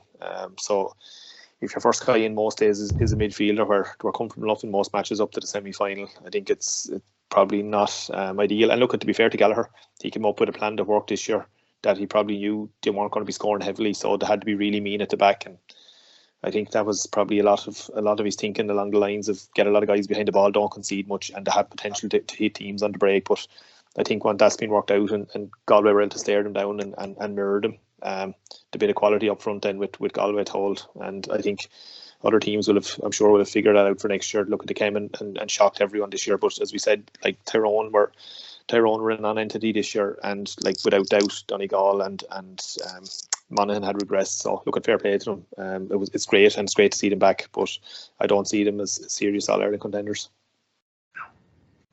And if you actually look at the merry-go-round of managers, not the fajita mix in the mix, but the spice, I wouldn't be surprised if Rory Gallagher goes to Dublin at some stage not so long from now. I'd be thinking that as well, yeah. And he was on the Sunday game last night and he was keeping... Sorry, did I say that? Did I say that? All right, okay. Yeah, I'm telling you, I could see that as well, yeah. Yeah, so there you go. Interesting. He was on the Sunday game last night. He done well when he's watching him. Yeah, I watched the Sunday game last night. I want to say one thing about the Sunday game last night. I don't know if the lads will join me, but I know that Dan's used to me having to go at the GA. What an absolute disgrace when we have 3 teams that are celebrating their centenary, that they're out in front of nobody yesterday. And also that there's no minor match before the All-Ireland final. Like, regardless of anything, even I go in to watch a minor match. Some of the great players that you've seen there, even going to watch the All-Ireland hurling final for years, you'd always go in and watch the Kilkenny or Tipperary minors. It was always a great day out for them and their families. That's why I texted into the group yesterday. Was there no curtain raiser? Absolute embarrassment. I sure didn't. I saw Clifford kick 4-4 in that minor final. That's what I was just going to say, yeah. Against Derry, yeah. I seen Richie Hogan. I seen Richie Hogan hurl for Kilkenny in the minor final. And I swear to God, if I'd seen him after the game, I was going to ask the fella, where's your dad get the super glue for the stick? You know, he was that good, like, you know. Did you get a chance to see him, Kev? No. These are the issues, John. I mean, these are the issues about the in our game. You know, it was an absolute disgrace. There should have been something on. They had them on the Sunday game last night. There's these guys waving, these heroes we've had in our game. And I mean this, you've got, like, some of them have gone through different things, you know, and you've got people that are like Charlie Redmond, who's in the fire brigade or whatever else, helping out people every day in everyday lives. You know, they've gone from heroes and now they're working away in their jobs or whatever else. And they get the day out in Croke Park with their ladies or whatever else. And there was nobody there. It was an absolute embarrassment. You know, Marsh Fitzgerald was there yesterday, one of the greatest players we've ever seen in our game. And he was waving to 2.4 children. I mean, marketing. Yeah, I would think we've lost our direction though. Even the changing the minor in 21. That's where it all started. Like, I said that to you last night, John. Like, this morning, Dan. What sort of a decision was that? The change, like, from minor and 21. Like, again, everything is to benefit the senior and county game, and that'll be the detriment as well, because I don't think the people wanting to improve the status of the senior actually know how they want to improve it, or know what it takes to improve it. Yeah, exactly. They're doing all these plaster efforts, like, we'll put the 21s to 20, so we let more 21s play senior, intercounty senior. That's essentially what it was for. I'm not showing my age here, John, but there's years there when I went down to Croke Park, and Matty will remember these, and Dan might remember them. Westmeath were in the minor final. You know, big, maybe bringing 3,000-4,000 up for them from the Midlands, right? That was Desi Dolan's team, maybe, right? And maybe just before that, right? Derry were in the minor final a few times. Gerald O'Kane, I happened to play with for a few years. One of his greatest things is him lifting the minor All-Ireland and Martin McGuinness standing beside him. You know, he's got that in his bedroom. You know? How did you know? Tipperary won a sin, yeah. Against Kieran Kilkenny's team. Yeah. So 2011, wasn't it? Yeah. Do you know? It's just a pity. It's a pity. It's the minor game, not being there is. Like, you'd go into the second half of the minor game normally, wouldn't you? And then watch the big senior game normally, wouldn't you? Yeah, you do that, or, you know, I don't know. I just don't know where they're going with this. And even as I say, the veterans who were in there who have given us so much. You know, I remember watching that Dublin '95 team, even the Meath '96 team with Trevor Giles, people like that on it, Graham Garrity. You know, this year, like with the COVID, obviously they had to do the 3 teams, but normally there's only one. So, like, surely to Jesus, there's enough time at half time in the senior game to bring them heads out. Then, you know, I grant this year they had to do 3. But have a minor game, have one after the minor game or 2 after it, and one halftime in the senior game or something like that. You know, they're not out there for ages, and it's not bothering. It's completely disrespectful to them. You know, to bring them out, they might as well have brought them up on Thursday and done it. You know, for all the good it would have done them with the amount of people who was in the bloody place. Unfortunately, me and Matty Ford will never get there, but Dan's looking into the sun because it's only about 10 years till he gets there. So he's thinking, how old am I? Not far off it. We'll all go that day. That'll be some day. We'll all go that day. You'd be in the Beirut. No, you'd be in the Beirut. That'll be going like this up to the him and Frank Murphy in the front seat. Sort of. We'll have a sign change the 17 back to minor. And rightly so.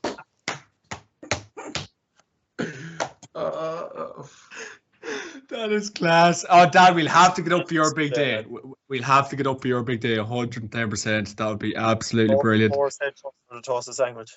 110%. We'll be up having prawn sandwiches looking down at them. It'd be like John Terry at the golf. You're nothing but a...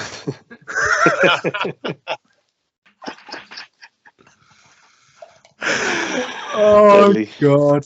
This is brilliant. God, what were we even talking about there? I think we went off, but it's great stuff. It's great stuff. I don't know, lads. Any more points? Or All Ireland Final 2022? It's in the bank. Any more thoughts on it? Or happy enough?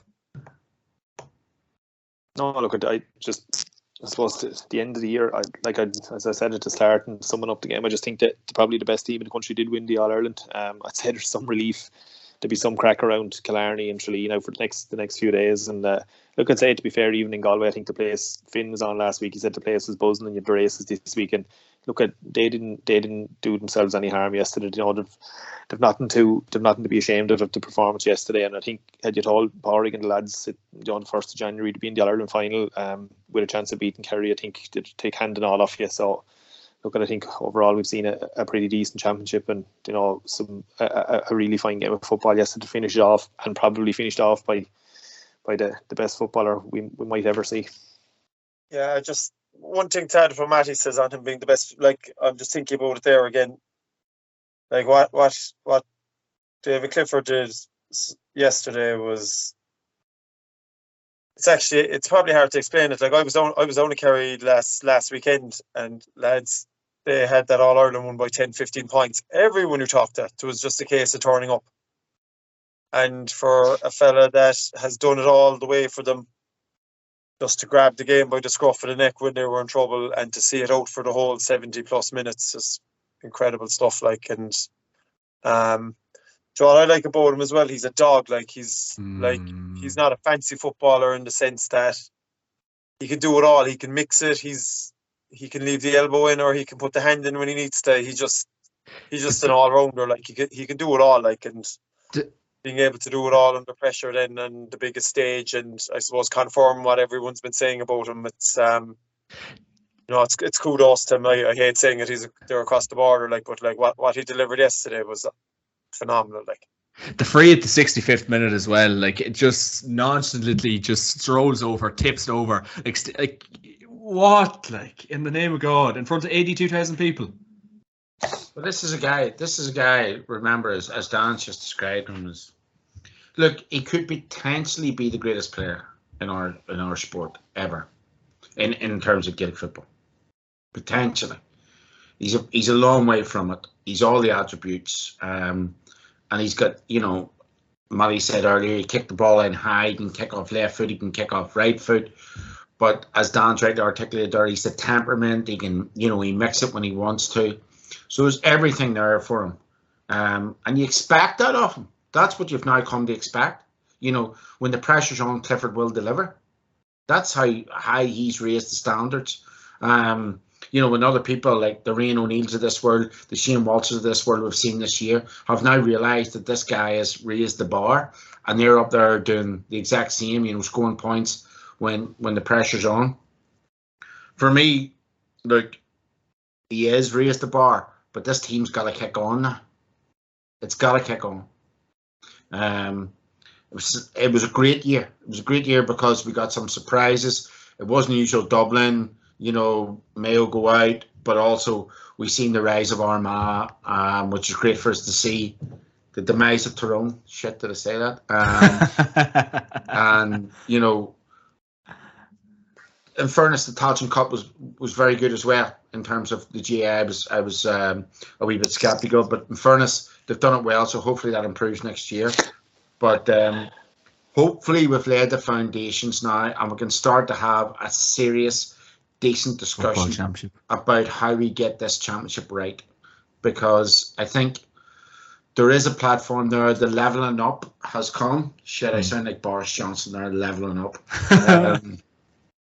But levelling up has come, and it's now time to start of talk about how we move this as a product forward and make it better.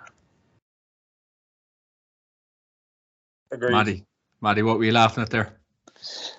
I was laughing at, I think, did Kevin say we were a little sceptical about the Tailteann Cup? I think, but the two of us in particular, Thor, new arsehole here, the second or third week we were on. He said it was the biggest. We did, it's right, yeah. But look, we have to look at. You have to hold your hands up and say it's like, you know, if you pick Galway to beat Kerry, you put your hands up and you say you're wrong or whatever, and we were wrong about it. And look at, we've talked about it. It has been a success, and bringing it forward a little bit more, that can be even more of a success. And it's probably the start of the 2, if not maybe 3 levels in the senior football championship, which probably have been crying out for. but we've all been kind of half afraid and what way it was going to work. And look, I said we were more sceptical than anyone knows. I said we tore it apart, but you have to put your hands up and say, yeah, absolutely, it's worked. And for Westmeath or Cavan, whoever it was, to play 2 or 3 games inside in Croke Park in the space of some of them lads have probably played more in Croke Park in a month than they have in their career, and that's not being smart. They probably more than likely have. So any day as a footballer you can get exposed to playing in Croke, or you're not going to turn that down. So in whatever competition that's going to be, because look, at no disrespect to Westmeath or Cavan, they're not going to be playing a lot of actual, Sam Maguire Championship football in Croke Park. So look, here's their route back into it. They've done it the right way. Let Westmeath have a crack at next year. Let Cavan get up through the divisions, go back into their Ulster Championship, go back into their qualifiers, and then get yourself back to Croke Park the way it should be. So, look, it's been an enjoyable year. Look, at the fairness, it's been great crack on here as well. Oh man, I'm going to start crying. Stop! Don't. No, I'm not going to do it. I'm not going to do a Pat Spillane because I'm not retiring. I'll be around for another week or two anyway. But no, seriously, like, we've had great crack on here. Oh man, you have to stay on next year, man. You and Dan and Finn are the only things keeping me on. I didn't say I was going to. I have to listen to Armagh bollocks all the time. Don't fucking let me do that. You do this, you see, if you'd actually shut up and listen to me. I'm not saying I'm retired, I just said it's been good crack on here. And if anyone listening in, they actually would say, what the fuck do these lads actually know about football? Did any of them ever kick a ball? But look, it's been great crack over the year. So hopefully I need a Cork man on the abuse. I need a fellow Kerry man, and I need help with them 2 Armagh bollocks to think that they're going to win. You only have me on here. If there's a Kerry man coming on this, I'm gone.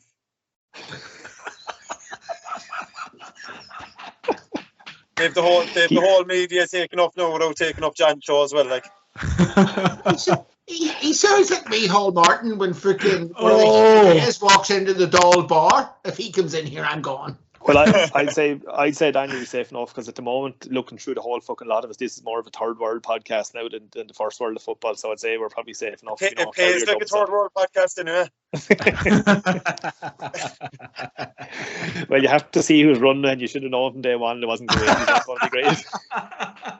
But Matty, all I'm saying is I've seen the first world podcast, and I'm happy enough where I am. Oh, Beautiful.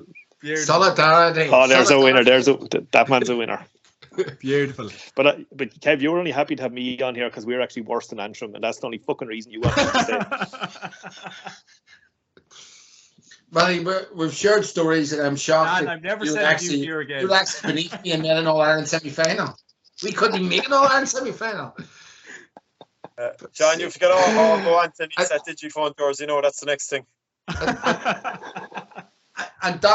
And by the way, you've been on our semi-final, and Dan Goulding had Frank Murphy there making £1 million a year, and they could only make about 4 in a row.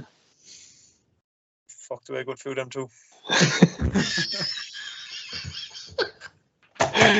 Oh, deadly. Oh lads, holy moly, brilliant. There we go. We'll do team of the year, John, later on in the year. We will. You have to get the lads on. We will, and that's how we'll wrap the year up. But lads, that was absolutely brilliant. Before we go, player of the match, David Clifford all around. Happy enough. Yep. Happy enough. Player of the year. Player of the year, man of the match. And man of the year, probably by the looks of things at this stage. What a legend that man is. Lads, that was a marathon. We got there. Thanks a million for joining me this week. And of course, the podcast brought to you by Orgarech.com and Atak.ie. Use promo code JMac podcast to get 15% off on Orgarech.com and get the best games, goals, equipment on Atak.ie. Be attack minded. Matty Ford, Kevin McCarty, Daniel Goulding, thank you very, very much. Thank you, lads. Pleasure, lads.